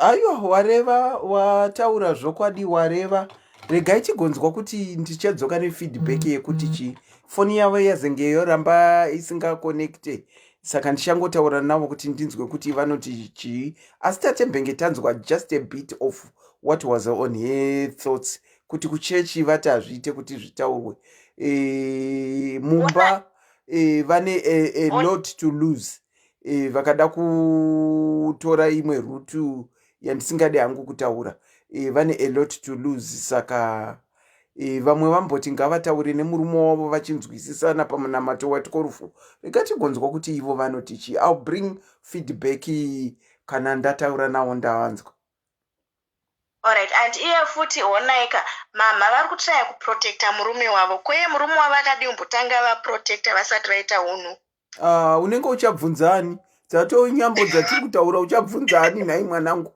hapana wokuchabvunza hazvichabvunzike but zvinorwadza zvechokwadi thank you so much for contributing I'm glad I was able to get back and speak to you stay blessed and same to you and thank you so much take care okay kutodzima foni yacho ndo zvinenge zvakanaka hai vadikani tatanga iri revenge cheating as I always say maprograms angu andinoita anogona kuzomboteka one side tatanga iri revenge cheating tichiti sei vanhu vechikadzi tiri kuhurawo zvokuhura zviya and yet tinoda kungoti vanhu vevarume ndo vari kuhura akazohura tikabva tavaita name calling ana bhangu zvichibva zvazote and yet we are equally doing the same chihure taona antifufu vauya vakati isusu vakadzi tinoita klasi kufeva kwedu kuri klasi ndosaka tisingabatwe kufewa kwedu kuri klasi ndosaka tisingabatwe asi chokwadi chaicho ndechekuti vanhu vari mudzimba vanhu vevakadzi feveration yenyu yakanyanya feveration yenyu yakanyanya isusu sevanhu vevakadzi tiri ma-emotional beings kana tikafeverwa we tend to say kuti we can forgive kuti nyaya iende on but our other ones ava vanhu vechirume remember havasi ma-emotional beings like us women they will go the other way and it will end in tears munhu womurume aita zvisakarurama zvinova zvatisingakurudziro hedu asi kufeva vanhu vari mudzimba muri kufeva yazodominatwa stereki namama vauya. I feel sorry for her. I feel sorry for her. Vachitaura nyaya yekuti vakufungawo kuda kunofeva asi hazvizi mavari nekuti murume akavafevera nemukadzi wavanopinda naye svondo, vese vakuru vechechi. Saka ndo yatazopedzera taakudhiskasa, tazovadzora although connection yavo yazorambwa. Vanhu vevakadzi, feveration yedu yanyanya. Saka ngatiregei kukurumidza kutaura chigutsa chiri mumaziso evarume. Isu takazara nezvigutsa zvachowo, takazara nazvo. Kungoti vanhu vevarume havauye vachitaura sezvatinoita. Ende kana taakutaura nekufeva kwavo, ngatiregerai kuvashedza mazita, nekuti isusu tiri kufeva equally, tiri kufevawo stereki. Feveration yedu isusu vakadzi kabanga yakatopfuura yevarume, but it's only kuti yedu isusu wacho hatiitaure, uye varume vacho havauye vachiitaura semataurire atinoita kufewa kwavo ivo. Weduwe, ndinongokutendai nekuchina ini kuchirongwa. Ndanga chingoti ichaita a very short live. Ndambotanga ndichida kuita hanzi live audio room. Wanike ndazvitadza. Ini kana ndisingaone comment, ndangoona vanhu vazara hapo. Ina handichavhinzwisisi. But at least ndambotra in technology izvi. Handinyatsozvigone zvangu. Saka I think ndicharamba ndichidzoka ndichitaura live, ndichionawo macomments enyu, ndichinzwa vanhu vachifona. Ndinogadzikana nekuti ndinenge ndichiziva kuti ndiri kutaura nevanhu vari kundidayira. Feveration should come to a stop. Vanhu vevakadzi vari mudzimba. Feveration should come to a stop. Naiwayo ndinoti, until we meet again next time, probably on Sunday, because this Sunday I am very free. Until we meet again on Sunday, vamwe vakutotanga kudeedzera part 2. Have a blessed week. Garai makachengetedzeka. Zvidistensei kune kufeva vakadzi vevanhu. Distance yourself from kufeva. Nekuti musi wauchabatwa hapamire zvakanaka. Tinotone hwana ari kutotyira upenyu hwake. Uya wandichataura naye kuseri, wokuti ari kufungira kuti mwana wechipiri, mwana wemurume waakafeva naye. Saka until we meet again, it's a very good night from me, and take care.